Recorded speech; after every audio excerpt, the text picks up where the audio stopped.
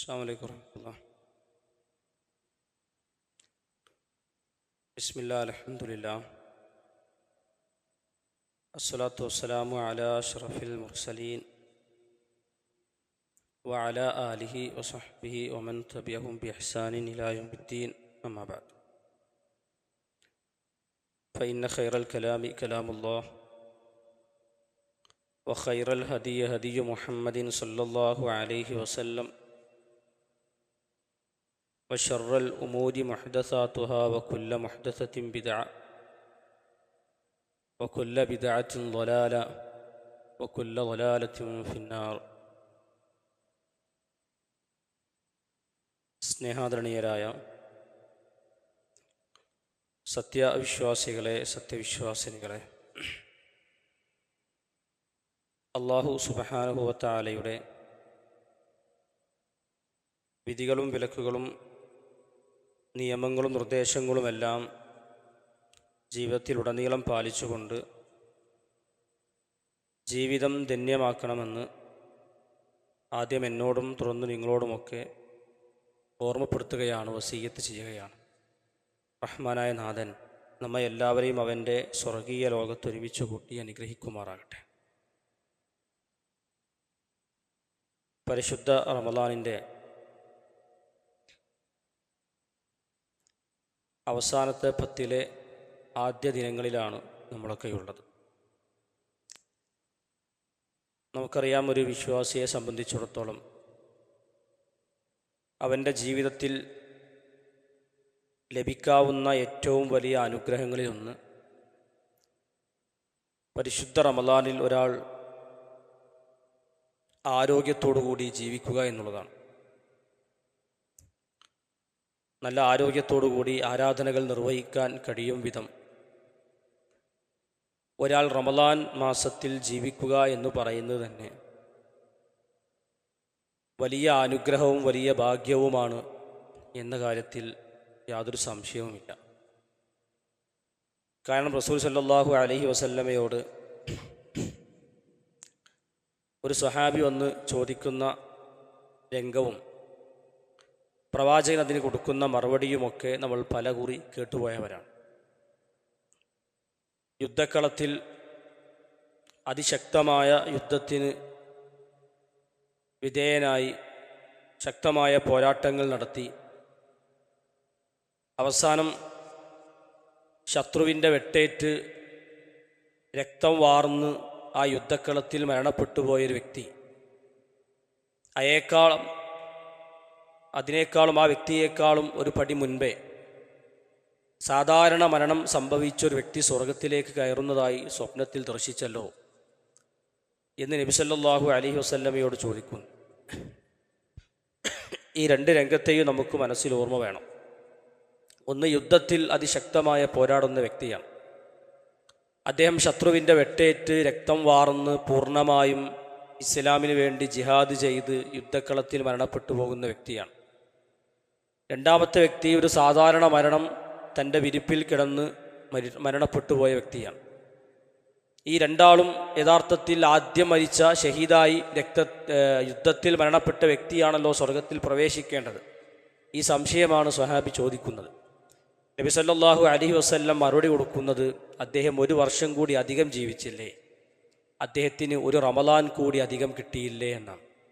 നിങ്ങൾ നോക്കൂ, 1 റമളാൻ അധികം കിട്ടുമ്പോഴേക്കും യുദ്ധക്കളത്തിൽ ഷഹീദായ ഒരു മനുഷ്യനേക്കാളും അയാൾക്ക് ദറജ സ്വർഗത്തിൽ വർദ്ധിപ്പിക്കാൻ മാത്രം നന്മകൾ കൊണ്ടുവരാൻ ഒരു പരിശുദ്ധ റമളാന് കൊണ്ട് സാധിക്കുമെങ്കിൽ അതുപോലത്തെ റമളാനാണ് നമുക്കും ഇപ്പോൾ കിട്ടിയിട്ടുള്ളത് എന്ന് നമ്മൾ ആലോചിക്കണം.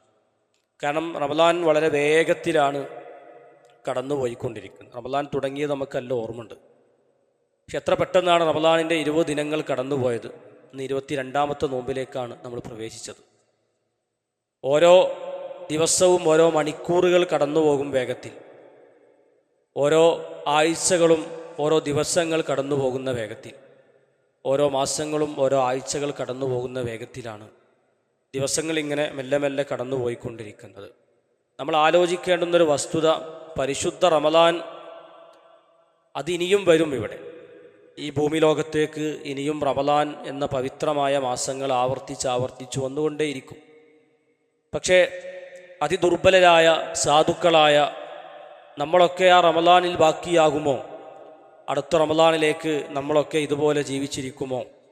കഴിഞ്ഞ റമദാനിൽ നമ്മുടെ കൂടെ ജീവിച്ച പലരും ഇന്ന് ഈ റമദാനിലില്ല എന്ന് നമ്മൾ ആലോചിക്കണം. അവരൊക്കെ ഇന്ന് ഖബറിലാണ്. അവരൊക്കെ നമ്മൾ ഖബറിൻ്റെ ആഴങ്ങളിലേക്ക് താഴ്ത്തി വച്ച് മണ്ണുമൂടി നമ്മൾ തിരിച്ചു പോന്നിട്ടുണ്ട്. ഇന്ന് ആ ഖബറിൽ അവരുടെ നന്മകളും തിന്മകളും കണക്കുകൂട്ടി അവരുടെ വിചാരണ, അല്ലെങ്കിൽ അവർക്ക് എന്താണോ ആ ചെയ്തു വെച്ച പ്രവർത്തനങ്ങൾ കൊണ്ടുണ്ടാകുന്നത് അത് അനുഭവിച്ചു കൊണ്ടിരിക്കുകയാണ്. ഒന്നെങ്കിൽ സ്വർഗീയത്തിൻ്റെ അനുഭൂതികൾ, അല്ലെങ്കിൽ അവർ ചെയ്തു വെച്ച തിന്മകൾ കാരണത്താൽ അവർ നരകത്തിൻ്റെ അനുഭൂതികൾ. എന്താണോ അവർ ഇന്ന് ഖബറിൽ കൊണ്ടുപോയി വെച്ചപ്പോൾ അവരുടെ നന്മയും തിന്മയും കണക്ക് കൂട്ടുമ്പോൾ ഉണ്ടാകുന്നത് അതവർ അനുഭവിച്ചു കൊണ്ടിരിക്കുന്നു. സഹോദരന്മാരെ, അടുത്ത റമദാനിൽ നമ്മളൊക്കെ ഇതുപോലെ ആയുസ് ബാക്കിയാകുമോ? നമ്മളൊക്കെ ഇവിടെ ജീവിച്ചിരിക്കുമോ എന്ന് നമുക്ക് ഉറപ്പിക്കാൻ സാധിക്കുകയില്ല. അതുകൊണ്ട് ലഭിക്കുന്ന അവസരങ്ങൾ ഏറ്റവും നന്നായി ഉപയോഗിക്കുന്നിടത്താണ് ഒരു വിശ്വാസി വിജയിക്കുന്നത് എന്ന് മനസ്സിലാക്കണം. കാരണം നിങ്ങൾ നോക്കൂ, അള്ളാഹുവിൻ്റെ റസൂൽ സല്ലല്ലാഹു അലൈഹി വസല്ലം പറഞ്ഞ ഹദീസുകൾ വെച്ച് നോക്കുമ്പോൾ ഒരു മനുഷ്യൻ ഒരു നന്മ ചെയ്താൽ ആ വ്യക്തിക്ക് 10 പ്രതിഫലം അള്ളാഹു സുബ്ഹാനഹു വ തആല എല്ലാ നന്മകൾക്കും നൽകുന്നുണ്ട്. ഏതൊരു ചെറിയ നന്മ ചെയ്താലും 10 പ്രതിഫലമാണ് നന്മ നൽകുന്നത്. മീസാനിൽ പ്രതിഫലത്തിൻ്റെ ആ ഒരു ഭാഗം തൂങ്ങുകയാണ്. പിന്നീട് തിന്മ ചെയ്താൽ അയാൾക്ക് ശിക്ഷയായി, അല്ലെങ്കിൽ അയാൾ തിന്മയായി രേഖപ്പെടുത്തപ്പെടുന്നത് ഒരു തിന്മ മാത്രമാണ്. ഒരു തിന്മ ചെയ്താൽ ഒരു തിന്മയെ രേഖപ്പെടുത്തപ്പെടുന്നുള്ളൂ. ഒരു നന്മ ചെയ്താൽ 10 നന്മ രേഖപ്പെടുത്തപ്പെടുന്നുണ്ട്. നിങ്ങൾ നോക്കൂ, അള്ളാഹു നമുക്ക് നൽകിയ അനുഗ്രഹം എത്ര വലുതാണ്. ഒരു നന്മ ചെയ്തിട്ട് ഇനി അയാൾക്ക് നരകത്തിലേക്ക് പോകണമെങ്കിൽ അയാൾ ചുരുങ്ങിയത് 11 തിന്മ ചെയ്യണം. എന്നാൽ അയാൾ നരകത്തിലേക്ക്, അല്ലെങ്കിൽ ആ തിന്മയുടെ ഭാഗം അയാൾക്ക് തൂങ്ങുകയുള്ളൂ എന്ന് നമ്മൾ മനസ്സിലാക്കണം. തിന്മയുടെ കാഠിന്യവും തിന്മയുടെ വലുപ്പവും ഒക്കെ അനുസരിച്ച് വ്യത്യാസപ്പെടുമെങ്കിലും സാധാരണഗതിയിൽ ഒരു നന്മ ചെയ്താൽ 10 നന്മയാകും. പിന്നെ 10 തിന്മ ചെയ്താലും അത് സമമാവുകയുള്ളൂ, അറാഫിലേ ഉണ്ടാവുള്ളൂ. 11ാമത്തെ തിന്മ ചെയ്താൽ അയാളുടെ തിന്മയുടെ ഭാഗം തൂങ്ങുകയുള്ളൂ. അത്രയും വലിയ അനുഗ്രഹം ചെയ്തിരിക്കുന്നു അള്ളാഹു സുബ്ഹാനഹു വ തആല. പക്ഷെ എന്നിട്ടും സ്വർഗത്തിലേക്ക് അടക്കാൻ മനുഷ്യർ പ്രയാസപ്പെടുന്നു. അല്ലെങ്കിൽ വിചാരണ ലോകത്ത് നന്മകളുടെ ഭാഗം തൂങ്ങാതെ, അത് കണക്കിൽപ്പെടാതെ ഒരു മനുഷ്യൻ പ്രയാസപ്പെടുന്ന രംഗമായിരിക്കും പരലോകത്തുണ്ടാവുക എന്ന് നബി സല്ലല്ലാഹു അലൈഹി വസല്ലം ഹദീസുകളിൽ നമ്മൾ വായിക്കുന്നില്ലേ. നാളെ പരലോകത്തെത്തുമ്പോൾ ഓരോ മനുഷ്യനും 1000 കൂട്ടങ്ങളായി വേർതിരിക്കുന്നതാണ്. പരലോകത്തുള്ള മുഴുവൻ മനുഷ്യരെയും 1000 കൂട്ടങ്ങളാക്കി വേർതിരിക്കും. ഓരോ 1000ങ്ങളിൽ നിന്നും ഓരോ വ്യക്തികൾ മാത്രമായിരിക്കും സ്വർഗത്തിലേക്ക് പ്രവേശിക്കുക. ബാക്കിയുള്ള 999 മനുഷ്യരും നരകത്തിലേക്ക് പ്രവേശിക്കുന്ന രംഗമായിരിക്കും അവിടെ ഉണ്ടാവുക എന്ന് റസൂൽ സല്ലല്ലാഹു അലൈഹി വസല്ലം നമ്മെ പഠിപ്പിക്കുകയാണ്. നമ്മൾ ജനിച്ചതു മുതൽ മരണം വരെ സുജൂദിൽ കിടന്നാലും ആരാധനകൾ നിർവഹിച്ചുകൊണ്ടേയിരുന്നാലും പരലോകത്ത് മതിയായില്ലല്ലോ എന്ന് തോന്നിപ്പോകുന്ന ഒരു ഭയാനകരമായ ദിവസത്തെയാണ് നമുക്ക് അഭിമുഖീകരിക്കാനുള്ളത്. അതുകൊണ്ട് സഹോദരന്മാരെ, ഇത്തരമൊരു ഘട്ടത്തിലൊക്കെ നമുക്ക് ഏറ്റവും ആശ്വാസകരമായി മാറുന്നത് പരിശുദ്ധ റമദാൻ പോലെ നമുക്ക് ലഭിക്കുന്ന ഇത്തരം സമയങ്ങളാണ്. ഈ സമയങ്ങളെ നമ്മൾ ഏറ്റവും നന്നായി ഉപയോഗിക്കുക എന്നുള്ളതാണ്. റമദാൻ്റെ അവസാനത്തെ 10 ആദ്യ ദിനങ്ങളിലേക്ക് നമ്മൾ പ്രവേശിച്ചിട്ടേ ഉള്ളൂ. ഇനിയും ദിവസങ്ങൾ പരിശുദ്ധ റമദാനിൽ ബാക്കിയുണ്ട്. ഈ റമദാനിൻ്റെ ദിവസങ്ങൾ ഏറ്റവും നന്നായി, മനോഹരമായി, ഭംഗിയായി ആരാധനകളിൽ തന്നെ പൂർണ്ണമായും കഴിഞ്ഞുകൂടി ഒരാൾക്ക് മുന്നോട്ട് പോകാൻ സാധിച്ചാൽ അയാൾക്ക് നാളെ പാരിത്രിക ലോകത്ത് ലഭിക്കുന്ന പ്രതിഫലം കണക്കില്ലാത്തതാണ്.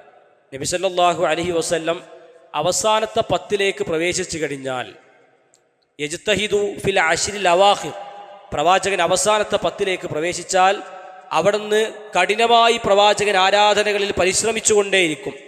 മാലാ യജ്തഹിദു ഫീ ഗൈരിഹി, പ്രവാചകൻ തൻ്റെ ജീവിതത്തിൽ മറ്റ് ദിനങ്ങളിൽ പരിശ്രമിക്കാത്ത അത്രയധികം പ്രവാചകൻ അവസാനത്തെ 10ലേക്ക് കടന്നു കഴിഞ്ഞാൽ ആരാധനകൾ ധാരാളമായി ദീർഘമായി റസൂൽ സല്ലല്ലാഹു അലൈഹി വസല്ലം നിർവഹിക്കാറുണ്ടായിരുന്നു എന്ന് ഹദീസിൽ കാണാം. കാരണം അവസാനത്തെ 10 എന്ന് പറഞ്ഞാൽ അത് റമദാനാണ് ഏറ്റവും പവിത്രമായ മാസം. ആ റമദാനിൽ തന്നെ ഏറ്റവും പവിത്രമാണ് അതിൻ്റെ അവസാനത്തെ 10. അവസാനത്തെ 10ൽ തന്നെ ഏറ്റവും ശ്രേഷ്ഠകരമായ സമയമാണ് അതിൻ്റെ രാത്രികൾ. ഏറ്റവും നല്ല രാത്രികൾ അവസാനത്തെ 10ലാണുള്ളത്. പകലിനേക്കാളും ശ്രേഷ്ഠമാണ് അതിൻ്റെ രാത്രികൾ.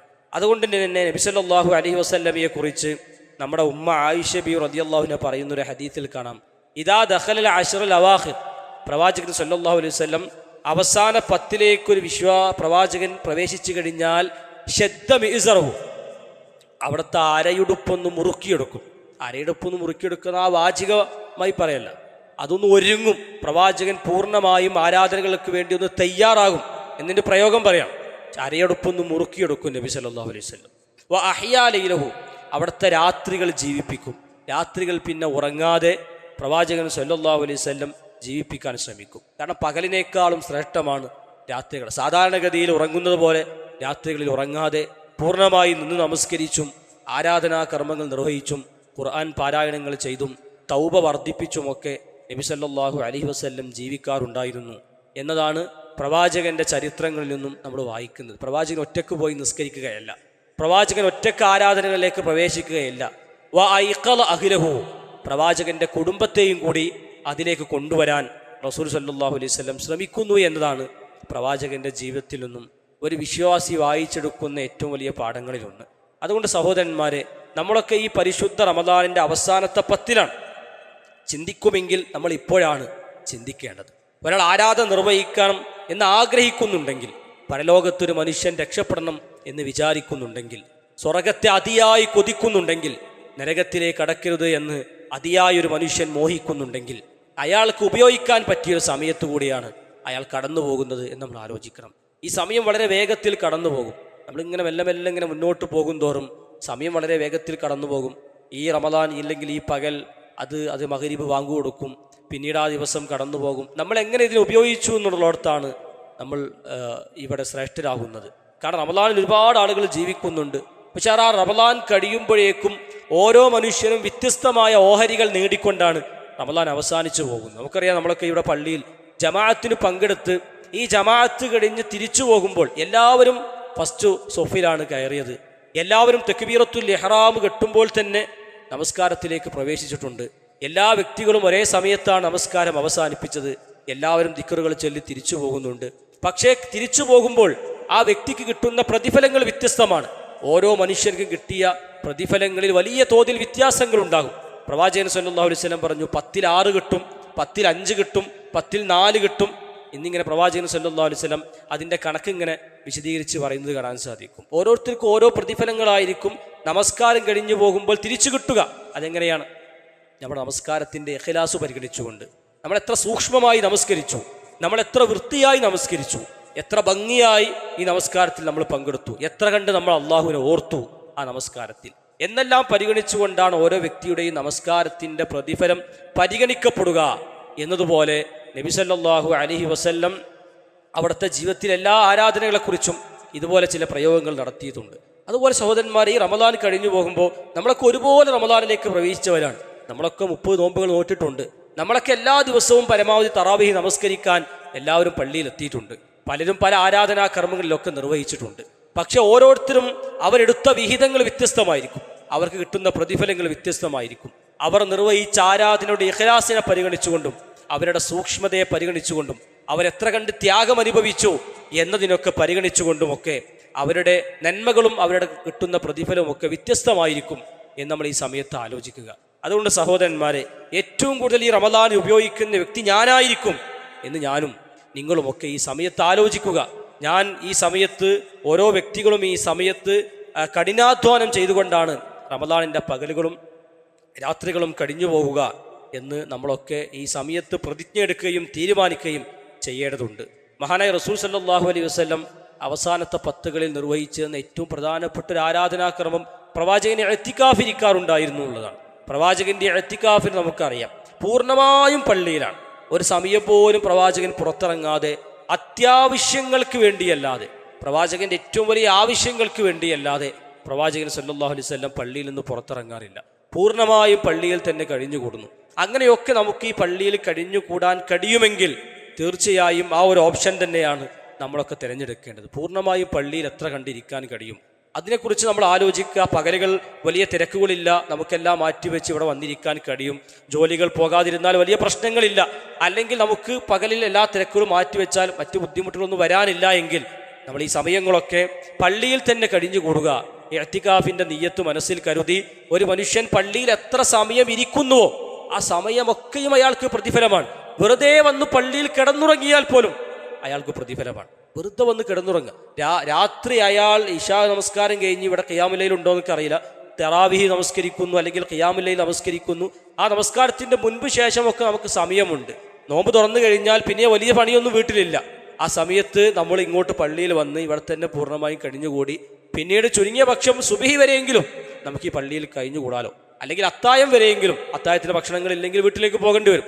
അപ്പോൾ അത്തായം വരെയെങ്കിലും നമുക്ക് ഈ പള്ളിയിൽ ഇവിടെ കഴിയുന്നത്ര ഖുർആൻ പാരായണം ചെയ്ത് നമസ്കാരത്തിൻ്റെ സമയത്ത് നമസ്കരിച്ച് അല്ലാത്ത സമയങ്ങളിൽ കഴിയുമ്പോഴൊക്കെ ആരാധന നിർവഹിച്ച് ഇനി ഒന്നുമില്ലെങ്കിൽ വെറുതെ ഒരു മൂലയിൽ കിടന്നുറങ്ങിയാൽ പോലും ആ സമയത്തിന് കൂലിയുണ്ട് എന്നതാണ് നമ്മൾ മനസ്സിലാക്കേണ്ടത്. നമ്മൾ ഈ സമയത്ത് വീട്ടിലിരിക്കേണ്ടവരല്ല, അല്ലെങ്കിൽ രാത്രികളിൽ വീട്ടിൽ കിടന്നുറങ്ങേണ്ട ആളുകളല്ല. നമ്മൾ പരമാവധി പള്ളിയിലേക്ക് എത്തുക, പള്ളിയിൽ തന്നെ സമയം ചെലവഴിക്കുക, കഴിയുന്നത്ര ആരാധന നിർവഹിക്കുക. നമ്മൾ വീട്ടിൽ നിന്ന് ആരാധന നിർവഹിക്കുന്നതിനേക്കാൾ കുറച്ചുകൂടി ഉന്മേഷത്തോടു കൂടി അല്ലെങ്കിൽ കുറച്ചുകൂടി ആവേശത്തോടു കൂടി നമുക്കൊരു പള്ളിയുടെ അന്തരീക്ഷത്തിലേക്ക് എത്തുമ്പോൾ ആരാധന നിർവഹിക്കാൻ കഴിയും. ഇതൊരു സ്വാഭാവികമായ കാര്യമാണ്. നമ്മൾ പള്ളിയിലേക്ക് എത്തുമ്പോൾ എന്ത് ചെയ്യും? കുറച്ചുകൂടി ആരാധനയും നിസ്കാരവും പ്രാർത്ഥനയും ദിക്റും ഒക്കെ നടക്കും. കാരണം എല്ലാവരും നിർവഹിച്ചു കൊണ്ടിരിക്കുന്നു. ആ ഒരു മാഹൂലിലേക്ക്, ആ ഒരു അവസ്ഥയിലേക്ക്, ഈ ഒരു പരിസരത്തിലേക്ക് നമ്മൾ വരുന്നു. നമ്മൾ മെല്ലെ ഓട്ടോമാറ്റിക്കലി നമ്മളെന്ത് ചെയ്യും? അത്തരം ഒരു ചുറ്റുപാടിലേക്ക് നമ്മൾ പ്രവേശിക്കുന്നുള്ളതാണ്. അപ്പോൾ സഹോദരന്മാരെ, നമുക്ക് എത്ര കണ്ട് അവസാനത്തെ 10 പള്ളിയിൽ തന്നെ ഇരിക്കാൻ കഴിയും എന്നതിനെക്കുറിച്ച് ആലോചിക്കുകയും അത്ര സമയം നമ്മൾ പള്ളിയിൽ തന്നെ കഴിഞ്ഞുകൂടുക, വെറുതെ വീട്ടിലിരിക്കുക, മറ്റു തിരക്കുകളിൽ അനാവശ്യമായ തിരക്കുകളിലേക്ക് പോകാതിരിക്കുക എന്നതിനെക്കുറിച്ചൊക്കെ ആലോചിക്കുക. എന്നൊരാൾക്ക് രോഗം വന്നു, പ്രയാസം വന്നു, അല്ലെങ്കിൽ ചികിത്സിക്കുക, ഇങ്ങനെയൊക്കെ ആവശ്യങ്ങൾക്ക് നിർബന്ധമായും ഒരു വ്യക്തി പോകേണ്ടി വരും. അതല്ലാത്ത നമ്മൾ മറ്റു സമയങ്ങളൊക്കെ പള്ളിയിൽ ഇരിക്കുന്നു എന്ന് ഉറപ്പുവരുത്തുക. പ്രവാചകൻ സല്ലല്ലാഹു അലൈഹി വസല്ലമയെ കുറിച്ച് നമ്മുടെ ഉമ്മ ആയിഷ ബി റളിയല്ലാഹു അൻഹ പറയുന്നൊരു ഹദീസിൽ കാണാം, കാന യഅ്തഖിഫുൽ അശ്റൽ അവാഖിർ മിൻ റമളാൻ, റമളാനിന്റെ അവസാനത്തെ 10 പ്രവാചകൻ ഇഅ്തികാഫ് ഇരിക്കാറുണ്ടായിരുന്നു. ഹത്താ തവഫാഹുല്ലാഹ്, അത് ഏതെങ്കിലും ഒരു വർഷം ഇരുന്നതല്ല, പ്രവാചകന്റെ വഫാത്തിന്റെ കാലഘട്ടം വരെ പ്രവാചകൻ സല്ലല്ലാഹു അലൈഹി വസല്ലം അങ്ങനെ തന്നെ പള്ളിയിൽ വന്ന് കഴിഞ്ഞുകൂടാറുണ്ടായിരുന്നു. റമളാനുകൾ ആയിക്കഴിഞ്ഞാൽ അവസാന 10ലേക്ക് പ്രവേശിച്ചു കഴിഞ്ഞാൽ പ്രവാചകൻ എല്ലാം മാറ്റിവെച്ച് റസൂൽ കരീം സല്ലല്ലാഹു അലൈഹി വസല്ലം പള്ളിയിൽ വന്ന് പൂർണ്ണമായും ഇഅ്തികാഫിരിക്കുന്ന ഒരവസ്ഥാവിശേഷത്തെ പ്രവാചകൻ ഉണ്ടാക്കിയെടുക്കിയിരുന്നു. എന്നാൽ മാത്രമല്ല, റസൂൽ സല്ലല്ലാഹു അലൈഹി വസല്ലമയെ ആ ഹദീസിന്റെ ബാക്കിയിൽ കാണാം, സുമ്മ ഇഅ്തകഫ അസ്വാജുഹു മിൻ ബഅദിഹി, പ്രവാചകന്റെ പത്നിമാരും അവിടുത്തെ വഫാത്തിനു ശേഷം, അവിടുത്തെ ശേഷം റസൂൽ സല്ലല്ലാഹു അലൈഹി വസല്ലമയുടെ പള്ളിയിൽ വന്ന് ഇഅ്തികാഫ് ഇരിക്കാറുണ്ടായിരുന്നു. നമുക്കറിയാം, പെണ്ണുങ്ങൾ, സ്ത്രീകൾ സാധാരണഗതിയിൽ പള്ളിയിൽ ഇഅ്തികാഫ് ഇരിക്കാറാൽ ഒരു ജമാഅത്ത് നടക്കുന്ന പള്ളിയിലാണ് ഇഅ്തികാഫ് ഇരിക്കേണ്ടത്. ഇതിനെക്കുറിച്ച് എല്ലാവർക്കും ധാരണ ഉണ്ടാവുമല്ലോ. അപ്പോൾ ജമാഅത്ത് നടക്കുന്ന പ്രവാചകന്റെ പള്ളിയിൽ തന്നെ സ്ത്രീകളും വരാറുണ്ടായിരുന്നു എന്നും ഈ ഹദീസിൽ നിന്നും നമുക്ക് വായിച്ചെടുക്കാൻ കഴിയും. ഏതായിരുന്നാലും സഹോദരന്മാരെ, നമ്മൾ ഈ ദിവസങ്ങളിലൊക്കെ എത്ര കണ്ട് ഇഅ്തികാഫിലേക്ക് മാറിയിരിക്കുക, വെറുതെ ഇരിക്കുന്നതിന് തന്നെ, വെറുതെ ഇവിടെ വന്ന് കിടന്നുറങ്ങുന്നതിന് തന്നെ നമുക്ക് വലിയ പ്രതിഫലമുണ്ട് എന്ന് ഈ അവസരത്തിൽ നമ്മൾ മനസ്സിലാക്കണം. അതുപോലെ തന്നെ മറ്റൊരു ഹദീസിൽ അബൂ ഹുറൈറ റളിയല്ലാഹു അൻഹു ഉദ്ധരിക്കുന്ന ഹദീസിൽ കാണാം, പ്രവാചകൻ സല്ലല്ലാഹു അലൈഹി വസല്ലം യഅ്തഖിഫു ഫീ കുല്ലി റമളാൻ 10 അയ്യാം, അവസാനത്തെ 10 ദിവസവും റസൂൽ കരീം സല്ലല്ലാഹു അലൈഹി വസല്ലം പള്ളിയിൽ തന്നെ ഇഅ്തികാഫ് ഇരിക്കാറുണ്ടായിരുന്നു. എന്നിട്ട് പ്രവാചകനെ കുറിച്ച് പറയാണ്, ഫലമ്മാ കാനൽ ആമുല്ലദീ ഖുബില ഫീഹി, പ്രവാചകൻ വഫാത്താകുന്ന വർഷം, വഫാത്താകുന്ന പ്രവാചകന്റെ അവസാനത്തെ റമളാൻ സമയത്ത് പ്രവാചകൻ 20 യൗമ, അവിടുന്ന് 20 ദിവസമായിരുന്നു ഇഅ്തികാഫ് ഇരുന്നത്. അവസാനത്തെ നിമിഷത്തിലേക്ക് എത്തിയപ്പോൾ റസൂൽ കരീം സല്ലല്ലാഹു അലൈഹി വസല്ലം 10 എന്നതിനെ ഒന്നുകൂടി വർദ്ധിപ്പിച്ച് പ്രവാചകൻ 20 ദിവസവും പ്രവാചകൻ സല്ലല്ലാഹു അലൈഹി വസല്ലം ഇഅ്തികാഫ് ഇരിക്കാറുണ്ടായിരുന്നു എന്ന ഹദീസുകൾ നമ്മൾ വായിച്ചെടുക്കാം. അതുകൊണ്ട് അത്രയേറെ പ്രതിഫലം ഇഅ്തികാഫ് ഇരിക്കുക എന്ന ഈ ആരാധനാ കർമ്മത്തിനുണ്ട് എന്ന് നമ്മൾ മനസ്സിലാക്കി ഈ സമയം മുഴുവനും പള്ളിയിൽ തന്നെ വന്നിരിക്കാനും ഇവിടെ ആരാധനാ കർമ്മങ്ങൾ നിർവഹിക്കാനും ഒക്കെ നമ്മൾ ശ്രദ്ധിക്കണമെന്നതാണ് റസൂൽ സല്ലല്ലാഹു അലൈഹി വസല്ലം ഹദീസിൽ നിന്നൊക്കെ നമ്മൾ വായിച്ചെടുക്കുന്നത്. അതുകൊണ്ട് കുറച്ച് പ്രയാസമാണ് വീട്ടിൽ ഇത് പൂർണ്ണമായി ഒരാൾ മാറിയിരിക്കുക, അല്ലെങ്കിൽ ഒരാൾ വന്ന് രാത്രികളിലോ അല്ലെങ്കിൽ അല്ലാത്ത സമയങ്ങളിലൊക്കെ നമുക്ക് പൊതുവേ ശീലമില്ലാത്തൊരു പണി എടുക്കുകയാണ്.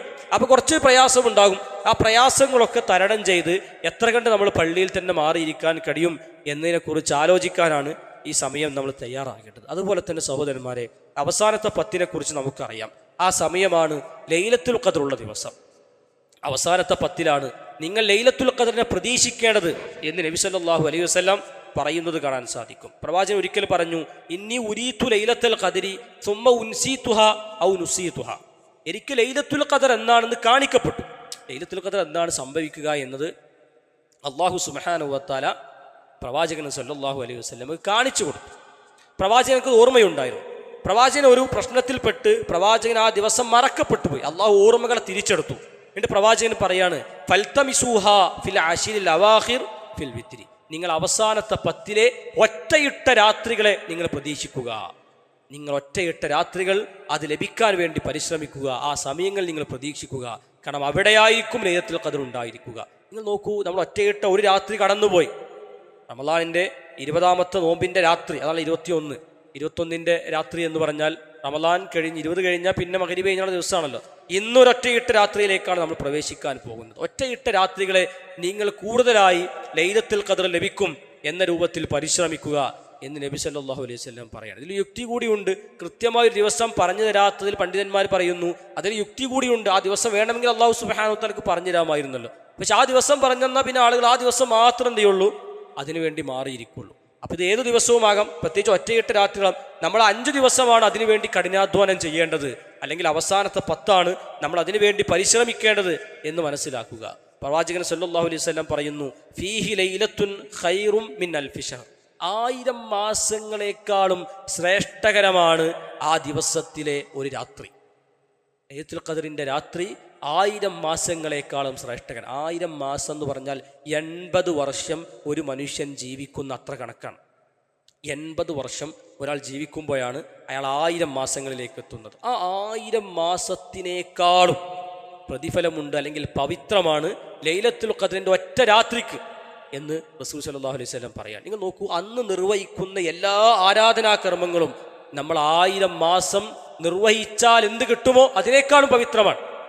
80 വർഷം ഒരാൾ നിർവഹിച്ചാൽ എന്ത് കിട്ടുമോ അതിനേക്കാളും പവിത്രമാണ് ആ ഒരൊറ്റ ദിവസം, ആ ഒരൊറ്റ രാത്രി നമ്മൾ നിർവഹിക്കുന്ന ആരാധനാക്രമങ്ങൾക്ക്, അല്ലെങ്കിൽ അതിൻ്റെ ശ്രേഷ്ഠത അത്രമേലുണ്ട് എന്ന് നബി സല്ലല്ലാഹു അലൈഹി വസല്ലം പറയും. നിങ്ങൾ നോക്കൂ, അത്രയും വലിയൊരു പ്രതിഫലം അല്ലാഹു സുബ്ഹാനഹു വ തആല മറ്റു സമുദായങ്ങൾക്ക് കൊടുക്കാത്ത, മറ്റു മുൻകാലത്തുള്ള പ്രവാചകന്മാരുടെ അനുയായികൾക്ക് കൊടുക്കാത്ത ഇത്തരം സമയങ്ങളും ഇത്തരം സന്ദർഭങ്ങളുമൊക്കെ അല്ലാഹു സുബ്ഹാനഹു വ തആല ഈ ഉമ്മത്തിന് വേണ്ടി നൽകുന്നു എന്നാണ്. പ്രവാചകൻ പറയുന്ന ഒരു വാചകമുണ്ട്, മൻ ഹുരിമ ഖൈറഹാ ഫഖദ് ഹുരിം. ആർക്കെങ്കിലും അതിൻ്റെ ഖൈർ തടയപ്പെട്ടുപോ, അവർക്ക് ആ ഖൈർ നഷ്ടപ്പെട്ട് തന്നെയാണ്. അവൻക്കത് പോയി, അവർക്ക് നഷ്ടപ്പെട്ടു. അവർക്ക് ആ ഖൈർ കിട്ടിയില്ല എങ്കിൽ ലൈലത്തുൽ ഖദറിൻ്റെ രാത്രിയിലും നമുക്ക് ആരാധന നിർവഹിക്കാൻ ആത്മാർത്ഥമായി മാറിയിരിക്കാൻ സാധിച്ചിട്ടില്ല എങ്കിൽ പ്രിയപ്പെട്ടവരെ, നമുക്ക് നഷ്ടപ്പെട്ടിരിക്കുന്നു എന്ന് നബി സല്ലല്ലാഹു അലൈഹി വസല്ലം. അയാൾക്ക് എല്ലാ ഖൈറും നഷ്ടപ്പെട്ടതുപോലെയാണ്. കാരണം അത്രമേൽ ഖൈറുള്ള ഒരു ദിവസത്തിലേക്കാണ് നമ്മൾ പ്രവേശിക്കുന്നത്. വിശുദ്ധ ഖുർആനിൽ തന്നെ സൂറത്തുൽ ഖദറിൽ അല്ലാഹു സുബ്ഹാനഹു തആല പറഞ്ഞ വാചകം, ഇന്നാ അൻസൽനാഹു ഫീ ലൈലത്തുൽ ഖദർ. ലൈലത്തുൽ ഖദറിൻ്റെ രാത്രിയിലാണ് അല്ലാഹു സുബ്ഹാനഹു വ തആല ആ 1ാം ആകാശത്തിലേക്ക് വിശുദ്ധ ഖുർആൻ അവതരിപ്പിച്ചത്. വിശുദ്ധ ഖുർആൻ അല്ലാഹു 1ാം ആകാശത്തിലേക്ക് ഇറക്കിയ രാത്രി അത് ലൈലത്തുൽ ഖദറിൻ്റെ രാത്രിയാണ്. അല്ലാഹു സുബ്ഹാനഹു വ തആല ചോദിക്കുന്നു, വമാ അദ്റാക മാ ലൈലത്തുൽ ഖദർ. ലൈലത്തുൽ ഖദർ എന്താണ് എന്ന് നിങ്ങൾക്കറിയാമോ? ലൈലത്തുൽ ഖദരി ഖൈറും മിൻ അൽഫി ശഹർ. അത് 1000 മാസങ്ങളെക്കാളും പവിത്രമാണ്, ശ്രേഷ്ഠകരമാണ് ആ ഒരൊറ്റ രാത്രിക്ക് എന്ന് വിശുദ്ധ ഖുർആൻ നമ്മെ പഠിപ്പിക്കാൻ. തനസ്സലുൽ മലായികത്തു വറൂഹു ഫീഹാ. ആ രാത്രിയിലാണ് അള്ളാഹുവിൻ്റെ മലക്കുകൾ ഇറങ്ങുന്നത്. ആ രാത്രിയിലാണ് ജിബ്രീൽ അലൈഹിസ്സലാത്തു വസ്സലാം ഇറങ്ങി വരുന്നത് എന്ന് നമ്മെ അല്ലാഹു സുബ്ഹാനഹു വ തആല വിശുദ്ധ ഖുർആനിൽ പഠിപ്പിക്കുന്നത് കാണാൻ സാധിക്കും. അതുകൊണ്ട് സഹോദരന്മാരെ, നമ്മൾ അവസാനത്തെ 10ലേക്ക് പ്രവേശിച്ചു. ഒറ്റയിട്ട ഒരു രാത്രി കടന്നുപോയി. ഇന്നു മുതൽ ഇനിയും 4 രാത്രികൾ നമുക്ക് മുന്നിൽ ബാക്കിയുണ്ട്. ലൈലത്തുൽ ഖദർ ഏത് ദിവസത്തേക്കാണ് അല്ലാഹു സുബ്ഹാനഹു വ തആല നിശ്ചയിച്ചിട്ടുള്ളത് എന്ന് നമുക്ക് അറിയുകയില്ല. ഏതായിരുന്നാലും എല്ലാ ദിവസങ്ങളും കഠിനമായി പ്രയത്നിക്കുകയും ഒരാൾ പരിശ്രമിക്കുകയും അവസാനത്തെ 10കളിൽ വലിയ നന്മകൾ വർദ്ധിപ്പിക്കുകയും ചെയ്യുക എന്നത് ഏറ്റവും വലിയ പുണ്യകരമാണ് എന്ന് നമ്മൾ ഈ അവസരത്തിൽ മനസ്സിലാക്കേണ്ടതുണ്ട്. അതുപോലെ തന്നെ സഹോദരന്മാരെ, നമ്മൾ ഈ അവസാനത്തെ 10 അല്ലെങ്കിൽ റമദാനിലൊക്കെ നമ്മൾ ശ്രദ്ധിക്കേണ്ട മറ്റൊരു കർമ്മമാണ് തൗബ വർദ്ധിപ്പിക്കുക എന്നുള്ളത്. ഒരാൾ തൗബ വർദ്ധിപ്പിക്കുക എന്നുള്ളത്, അയാളുടെ പാപങ്ങളൊക്കെ കഴുകിക്കളയുക എന്ന്. റസൂൽ സല്ലല്ലാഹു അലൈഹി വസല്ലം മിമ്പറിൽ കയറുമ്പോൾ ആമീൻ പറഞ്ഞൊരു ഹദീസ് നമ്മൾ ഈ പറഞ്ഞതുപോലെ പലതവണ കേട്ടുപോയൊരു ഹദീസായിരിക്കും. പ്രവാചകൻ സല്ലല്ലാഹു അലൈഹി വസല്ലം മിമ്പറിൽ കയറുന്നു. പ്രവാചകൻ ഇങ്ങനെ ഓരോ സ്റ്റെപ്പുകൾ വെക്കുമ്പോൾ ആമീൻ ആമീൻ ആമീൻ എന്ന് പറഞ്ഞിങ്ങനെ പ്രവാചകൻ 3 തവണ ആമീൻ പറഞ്ഞിട്ടാണ് റസൂൽ സല്ലല്ലാഹു അലൈഹി വസല്ലം മിമ്പറിലേക്ക് കയറുന്നത്. പ്രവാചകൻ ഇറങ്ങിയപ്പോൾ കൂടെ ഉണ്ടായിരുന്ന പ്രവാചകന്റെ അനുചരന്മാർ സ്വഹാബത്ത് ചോദിക്കുന്നു, നബിയെ, നിങ്ങൾ എന്തിനാണ് ആമീൻ പറഞ്ഞത്? ഇവർക്ക് മനസ്സിലാകുന്നില്ല. പ്രത്യേക ഒരു പ്രാർത്ഥനയൊന്നും അവിടെ നടന്നിട്ടില്ല, പ്രത്യേകമായ പ്രാർത്ഥനയൊന്നും ആ സദസ്സിൽ ആ സമയത്ത് നിർവഹിക്കപ്പെട്ടിട്ടില്ല. എന്നിട്ട് നബി സല്ലല്ലാഹു അലൈഹി വസല്ലം ആമീൻ പറയുന്ന രംഗം കാണുമ്പോൾ, പ്രവാചകൻ സല്ലല്ലാഹു അലൈഹി വസല്ലമെ കാണുമ്പോൾ സ്വഹാബത്ത് ചോദിക്കുന്നുണ്ട്, നബിയെ, നിങ്ങൾ എന്തിനാണ് ഈ സമയത്ത് പ്രാർത്ഥിക്കുന്നത്, ആമീൻ പറയുന്നത്? പ്രവാചകൻ സല്ലല്ലാഹു അലൈഹി വസല്ലം അവിടുന്ന് പറഞ്ഞു കൊടുത്തു, എൻ്റെ അടുക്കലേക്ക് ജിബ്രീൽ അലൈഹി സ്വലാത്തു വസ്സലാം വന്നു. 3 പ്രാർത്ഥനകൾ ആ സമയത്ത് പ്രാർത്ഥിച്ചു. അതിലൊരു പ്രാർത്ഥന എന്താന്ന് വെച്ചാൽ, ഒരു മനുഷ്യൻക്ക് പരിശുദ്ധ റമദാനിൽ പൂർണ്ണമായും ജീവിക്കാൻ കഴിഞ്ഞു, എന്നിട്ടും അയാളുടെ കഴിഞ്ഞുപോയ പാപങ്ങൾ മുഴുവൻ പൊറുക്കപ്പെട്ടില്ല. അങ്ങനെ ഒരു അവസ്ഥയിലാണ് ആ റമദാൻ ആ വ്യക്തിക്ക് കഴിഞ്ഞു പോയതെങ്കിൽ അയാൾക്ക് നാശമുണ്ടാകട്ടെ, അയാൾ മുഖം കുത്തി വീഴട്ടെ എന്ന് ജിബ്രീൽ പ്രാർത്ഥിക്കുമ്പോൾ ഞാൻ ആമീൻ പറഞ്ഞതാണ്. നിങ്ങൾ നോക്കൂ, ഒരു മലക്കുകളിൽ വെച്ച് ഏറ്റവും ശ്രേഷ്ഠനായ ജിബ്രീൽ അലൈഹി സ്വലാത്തു വസ്സലാം പ്രാർത്ഥിക്കുന്നു. സൃഷ്ടികളിൽ വെച്ച് ഏറ്റവും ശ്രേഷ്ഠനായ വ്യക്തി ആ സമയത്ത് ആമീൻ പറയുന്നു. ആ പ്രാർത്ഥന തട്ടുകയില്ല എന്ന് ഇതിനേക്കാളും വലിയൊരു തെളിവ് വേണ്ട. ഏറ്റവും 2 വ്യക്തികളാണ്, ഏറ്റവും പ്രഗത്ഭരായ ഏറ്റവും ശ്രേഷ്ഠരായ 2 വ്യക്തികൾ നിർവഹിച്ചൊരു പ്രാർത്ഥനയും അതിന് ആമീൻ പറഞ്ഞ ഒരു രംഗമാണ്. ആ സമയത്ത് റമദാൻ പൂർണ്ണമായും ഒരു മനുഷ്യനിക്ക് ലഭിച്ചിട്ട് അയാളുടെ പാപങ്ങൾ മുഴുവൻ കഴുകിക്കളയാത്ത അവസ്ഥയിലാണ് ആ വ്യക്തി കഴിഞ്ഞു പോകുന്നെങ്കിൽ അയാൾക്ക് നാശമുണ്ടാകട്ടെ. എന്തിനങ്ങനെ പറയുന്നത് വെച്ചാൽ, അത്രയേറെ സാധ്യതയുണ്ട് റമദാനിൽ, അത്രയേറെ സാധ്യതയുണ്ട് റമദാനിൽ. അയാളുടെ പാപങ്ങളൊക്കെ കഴുകിക്കളയാൻ നല്ല സാധ്യതയുള്ള ഒരു ദിവസത്തിലൂടെയാണ് അയാൾ കഴിഞ്ഞു പോകുന്നത്. അയാൾ ഒന്ന് കൈ ഉയർത്തി പ്രാർത്ഥിച്ചിരുന്നെങ്കിൽ, അയാൾ അള്ളാഹുവിനോട് തേടിയിരുന്നെങ്കിൽ, അയാളുടെ സങ്കടങ്ങൾ പറഞ്ഞിരുന്നെങ്കിൽ അള്ളാഹു സുബ്ഹാനഹു വ തആല അയാളുടെ കൈകളെ തട്ടുകയില്ല. ഒരു ഹദീസിലുണ്ടല്ലോ, അള്ളാഹു സുബ്ഹാനഹു വ തആല പ്രാർത്ഥന തട്ടുകയില്ല, പ്രാർത്ഥന ഉത്തരം നൽകാതെ വിടുകയില്ല എന്ന് പറഞ്ഞ 3 പ്രാർത്ഥനയുണ്ട്. അതിലൊന്ന് നബി സല്ലല്ലാഹു അലൈഹി വസല്ലം പറഞ്ഞ സ്വാഹിമു ഹത്താ യുഫ്തിർ, നോമ്പുകാരൻ്റെ പ്രാർത്ഥന അത് തട്ടുകയില്ല. അത് അള്ളാഹു സുബ്ഹാനഹു വ തആല അതിന് ഉത്തരം നൽകിയിരിക്കും. അയാളുടെ പ്രാർത്ഥന അള്ളാഹു സുബ്ഹാനഹു വ തആല സ്വീകരിച്ചിരിക്കും. നിങ്ങൾ നോക്കൂ, നോമ്പുകാരനായി റമദാനിലൂടെ കടന്നു പോകുമ്പോൾ വ്യത്യസ്തങ്ങളായ രംഗങ്ങളിൽ നമുക്ക് പ്രാർത്ഥിക്കാനുള്ള അവസരങ്ങൾ ധാരാളമാണ്. പല സമയങ്ങളിൽ പ്രാർത്ഥിക്കാനുള്ള അവസരങ്ങൾ, നോമ്പ് തുറക്കുന്ന നേരത്ത്, മറ്റു രാത്രികളിലൊക്കെ നമുക്ക് പ്രാർത്ഥിക്കാനുള്ള സമയങ്ങൾ ധാരാളം റമദാനിൽ കടന്നുപോയിട്ടും അയാൾ ഒരു നിമിഷം പോലും കൈകൾ ഉയർത്തി അള്ളാഹുവിനോട് പ്രാർത്ഥിക്കാൻ സമയം കണ്ടെത്തിയിട്ടില്ല എങ്കിൽ, അയാളുടെ പാപക്കറകൾ മുഴുവൻ കഴുകിക്കളയുന്ന ഒരവസ്ഥയിലേക്ക് അയാൾ വന്നിട്ടില്ല എങ്കിൽ, സഹോദരന്മാരെ, കുറഞ്ഞ ദിവസങ്ങളെ നമുക്ക് ബാക്കിയുള്ളൂ. നമ്മൾ ഇപ്പോഴും തൗബ ചെയ്യാതെയാണോ ഈ റമദാനിൻ്റെ അവസ്ഥയിലൂടെ, അല്ലെങ്കിൽ റമദാനിൻ്റെ പകലിലൂടെ, റമദാനിൻ്റെ രാത്രിയിലൂടെ കടന്നു പോകുന്നത്? പല ആളുകളും തൗബ ചെയ്യാൻ ഒരു മടിയായിരിക്കും. മടി പറഞ്ഞാൽ തൗബ ചെയ്യുന്നതിനെ കുറിച്ച് വലിയ ഒരു ബോധവും അല്ലെങ്കിൽ ധാരണയും പല ആളുകൾക്ക് ഉണ്ടാകില്ല. കാരണം നമ്മൾ വലിയ തെറ്റൊന്നും ചെയ്യണില്ല എന്നാണ് കുറേ ആളുകൾ മനസ്സിലാക്കിയിട്ടില്ല. നമ്മൾ ഈ ഇങ്ങനെ പോയി കഴിഞ്ഞാൽ സ്വർഗത്തിലേക്കാണ് കടക്കും, ഇങ്ങനെ ജീവിച്ചു പോയാൽ മതി, ഇതിങ്ങനെ പോയി മരണപ്പെട്ട് കഴിഞ്ഞാൽ സ്വർഗം കിട്ടാനുള്ള സാധ്യതയൊക്കെ ഉണ്ട് എന്നൊരു മിഥ്യാധാരണയിൽ അല്ലെങ്കിൽ തെറ്റായ ധാരണയിലാണ് കുറേ ആളുകൾ ജീവിച്ചു. അതുകൊണ്ട് തൗബ ചെയ്യൂല. അവർ തൗബ ചെയ്യുന്നതിനെ കുറിച്ച് ആലോചിക്കുന്നില്ല. തൗബ ചെയ്യണോ, അതിനൊക്കെ ആവശ്യമുണ്ടോ എന്നുള്ളതിനൊക്കെയാണ് അവർ ജീവിച്ചു പോവുക. നിങ്ങൾക്ക് തൗബ ശരിക്കും ഒരുങ്ങി നിർവഹിക്കേണ്ട ഒരു കാര്യമാണ്. ശരിക്കും ഒരുങ്ങി നിർവഹിക്കുക. അയാൾ ആ ചെയ്തുകൊണ്ടിരിക്കുന്ന മുഴുവൻ തെറ്റുകളിൽ നിന്നും പാടെ മാറി നിന്ന് അയാൾ ഖേദം കാണിച്ച് പൂർണ്ണമായും ഒരാൾ അല്ലാഹു സുബ്ഹാനഹു വ തആലയോട് ആരാധനാ കർമ്മങ്ങൾ നിർവഹിക്കേണ്ടുന്ന അവസ്ഥയിലേക്ക് മാറുകയാണ് ഈ തൗബ എന്ന് പറയുന്നത്. ആ സമയത്ത് അയാൾ അള്ളാഹുവിനോട് അയാൾ പൂർണ്ണമായും അയാളുടെ കണ്ണു നനഞ്ഞു പ്രാർത്ഥിക്കേണ്ട അവസ്ഥയാണ് തൗബ. ആ സമയത്ത് അള്ളാഹുവേ, എൻ്റെ പാപങ്ങൾ ധാരാളം സംഭവിച്ചു പോയിട്ടുണ്ട്, അള്ളാഹു എനിക്ക് പുറത്തു തരണേ എന്നാ സമയത്ത് അയാൾ പ്രാർത്ഥിക്കണം, അള്ളാഹുവിനോട് അപേക്ഷിക്കണം. അപ്പോൾ മാത്രമാണ് അള്ളാഹു സുബ്ഹാനഹു വ തആല അയാളുടെ തൗബ സ്വീകരിക്കുക. അങ്ങനെ ഒരു അവസ്ഥയിലേക്ക് നമ്മൾ ഈ പരിശുദ്ധ റമദാനിൻ്റെ 22 ദിവസങ്ങൾ കടന്നുപോയിട്ട് നമ്മൾ അവിടേക്ക് എത്തിയിട്ടുണ്ടോ? നമ്മൾ അങ്ങനെ ഒരു പ്രാർത്ഥന നിർവഹിച്ചിട്ടുണ്ടോ? അള്ളാഹു എൻ്റെ പാപങ്ങൾ പൊറുക്കണേ. കാലങ്ങളോളമായി ഇവിടെ ജീവിച്ചു പോകുന്നു. ധാരാളം തിന്മകൾ പല സന്ദർഭങ്ങളിലായി, പല കാഴ്ചകൾ, പല കേൾവികൾ, പല സംസാരങ്ങൾ, കച്ചവടത്തിൽ നിർവഹിച്ച കാര്യങ്ങൾ എല്ലാം തിന്മകളായിരുന്നു. അള്ളാഹുവെ പുറത്തു തരണേ എന്ന് നമ്മൾ ആത്മാർത്ഥമായി പ്രാർത്ഥിക്കാൻ ഒരു സമയം കണ്ടെത്തിയിട്ടുണ്ടോ എന്ന് ഈ അവസരത്തിൽ ആലോചിക്കുക. തൗബ ചെയ്യുമ്പോൾ വേറൊരു കാര്യം കൂടി നമ്മൾ ശ്രദ്ധിക്കണം. നമ്മൾ മറ്റുള്ളവരുമായി ചില ഇടപാടുകൾ ബാക്കിയുണ്ടെങ്കിൽ, അല്ലെങ്കിൽ അവരോടുമായി വല്ലതും പൊരുത്തപ്പെടിപ്പിക്കാനുണ്ടെങ്കിൽ അത് പൊരുത്തപ്പെടിപ്പിക്കുമ്പോൾ മാത്രമാണ് നമ്മുടെ തൗബ സ്വീകരിക്കുക. കാരണം മറ്റുള്ളവരോടുള്ള കാര്യം നമ്മൾ വേറെ ആരെങ്കിലും വേദനിപ്പിച്ചിട്ടുണ്ടെങ്കിൽ, വേറെ ആരെങ്കിലും പണം നമ്മൾ അപഹരിച്ചിട്ടുണ്ടെങ്കിൽ, അയാളോട് എന്തെങ്കിലും നമുക്ക് മാനസികമായ വല്ലതും ബാക്കിയുണ്ടെങ്കിൽ നമ്മൾ ഇവിടെ തൗബ ചെയ്തിട്ട് കാര്യമില്ല, അള്ളാഹുവിനോട് പറഞ്ഞിട്ട് കാര്യമില്ല. കാരണം അയാൾ കൂടി നമുക്ക് പൊരുത്തപ്പെട്ട് തരണം. ഇങ്ങനെ അവസ്ഥ കൂടി നമുക്കുണ്ട് തൗബക്ക് മുൻപേ എന്ന് ആലോചിക്കുക. അതുകൊണ്ട് ഏതെങ്കിലും നിലക്ക് സാമ്പത്തികമായി ആരോടെങ്കിലും വല്ലതും കടം വാങ്ങിയ കണക്കല്ല പറയുന്നത്, മറ്റെന്തെങ്കിലും അയാളിൽ നിന്ന് അറിയാതെ നമ്മൾ അപഹരിക്കുകയോ അയാളിൽ നിന്ന് മോഷ്ടിക്കുകയോ, അല്ലെങ്കിൽ നമ്മൾ പറയുന്ന സംസാരങ്ങൾ അയാളെ വേദനിപ്പിക്കുന്ന ഒരു അവസ്ഥയിലേക്ക് എത്തുകയും പിന്നീട് പിണങ്ങി നിൽക്കുന്ന അവസ്ഥയൊക്കെ ഉണ്ടെങ്കിൽ അതൊക്കെ ആദ്യം പോയി പൊരുത്തപ്പെടിപ്പിച്ച് അവരോട് മാപ്പ് പറഞ്ഞ്, അല്ലെങ്കിൽ അവരിൽ നിന്ന് പൊരുത്തം വാങ്ങിയിട്ടാണ് നമ്മൾ നമ്മുടെ മറ്റു പാപക്കറകളിലേക്ക് ഇറങ്ങേണ്ടത്. പല ആളും അത് ചെയ്യൂല, അത് ചെയ്യാതെ ബാക്കിയുള്ള കാര്യങ്ങളിലേക്ക് ഇറങ്ങും. എന്നാൽ നമ്മൾ ശ്രദ്ധിക്കണം. ആളുകളോട് പോയിട്ട് നമ്മൾ ഓപ്പണായി സംസാരിച്ചപ്പോൾ അയാൾക്കുണ്ടായ വേദന, അയാൾക്ക് എന്തെങ്കിലും പ്രയാസം ഉണ്ടായിട്ടുണ്ടെങ്കിൽ ഏതെങ്കിലും നിലയ്ക്ക് നമ്മൾ സംസാരിച്ചൊരു വാക്ക് മതി, കാലങ്ങളോളം മിണ്ടാതിരിക്കും. അയാൾ വിളിക്കുന്ന കല്യാണങ്ങളിലേക്ക് നമ്മൾ ഇന്നും പോകില്ല, നമ്മളെ വീട്ടിൽ കല്യാണം നടക്കണമെങ്കിൽ അയാളെ വിളിക്കൂല, നമ്മൾ കണ്ടാൽ സലാം പറയൂല, അയാളെ കണ്ടാൽ ചിരിക്കണം തോന്നൂല. ഇങ്ങനെ കുറേ ബന്ധങ്ങൾ നമ്മുടെ ചുറ്റുഭാഗത്തൊക്കെ ജീവിക്കുന്നുണ്ട്. ഓരോരുത്തരും സ്വകാര്യമായി കൊണ്ടു നടക്കുന്ന കുറേ കാര്യങ്ങളുണ്ട്. അതൊക്കെ ആദ്യം പോയി സലാം പറഞ്ഞ് ഖൈറുഹുമാ യബ്ദഉ ബിസ്സലാം, നിങ്ങൾ സലാം പറഞ്ഞു തുടങ്ങുന്നവനാണ്, ആദ്യം പോയി സലാം പറയുന്നവനാണ് നിങ്ങൾ ഏറ്റവും ഉത്തമൻ എന്ന് നബി സല്ലല്ലാഹു അലൈഹി വസല്ലം പഠിപ്പിക്കുന്നത് കാണാൻ സാധിക്കും. അതുകൊണ്ട് ഇത്തരം ചില ബന്ധങ്ങളൊക്കെ നമ്മൾ ഊഷ്മളമാക്കാൻ കൂടി റമദാനിൽ ശ്രദ്ധിക്കുക. എന്നാൽ പല കാര്യങ്ങളും നമുക്ക് ഓപ്പണായി പറയാൻ പറ്റില്ല. ഉദാഹരണം പറഞ്ഞാൽ, നമ്മൾ ഏതെങ്കിലും ഒരു വ്യക്തിയുടെ പണം പണ്ടെന്തെങ്കിലും അയാളുടെ കൂടെ കച്ചവടം ചെയ്യുമ്പോൾ നമ്മൾ മോഷ്ടിച്ചിട്ടുണ്ടെന്ന് വിചാരിക്കുക. അങ്ങനെ തെറ്റ് ചെയ്യുന്ന ആളുകളൊക്കെ ഉണ്ടാവുമല്ലോ. അപ്പോൾ എന്താ വെച്ചാൽ ആ തെറ്റ് ചെയ്തു, പിന്നീട് അയാൾക്ക് വലിയ ഖേദമുണ്ടായി, വളരെ സങ്കടമുണ്ടായി, പിന്നെ അയാളുടെ കീഴിലല്ല വർക്ക് ചെയ്യുന്നത്, കുറേ കാലങ്ങൾക്ക് ശേഷമാണ് കുറച്ചും കൂടി നന്നായി അയാൾ നല്ലപോലെ ചിന്തിച്ചു തുടങ്ങുമ്പോൾ ഈ പണം തിരിച്ചു കൊടുക്കണം. അന്നെടുത്ത അയാളിൽ നിന്ന് മോഷ്ടിച്ച ആ പണം തിരിച്ചു കൊടുക്കണം. പക്ഷെ നേരെ പോയി തിരിച്ചു കൊടുത്താൽ അത് അതിനേക്കാളും വലിയ പ്രശ്നമാകും. അന്ന് 1000 രൂപ അല്ല പോയത്, അന്ന് ഇതുള്ള കാലത്തിൽ 50,000 രൂപ പോയിട്ടുണ്ട്, ഒക്കെ ചെന്നെ ആയിരിക്കും കൊടുത്തിട്ടുണ്ടാവുക എന്നായിരിക്കും ആ സന്ദർഭത്തിൽ നമുക്ക് കിട്ടുന്നൊരു മറുപടി.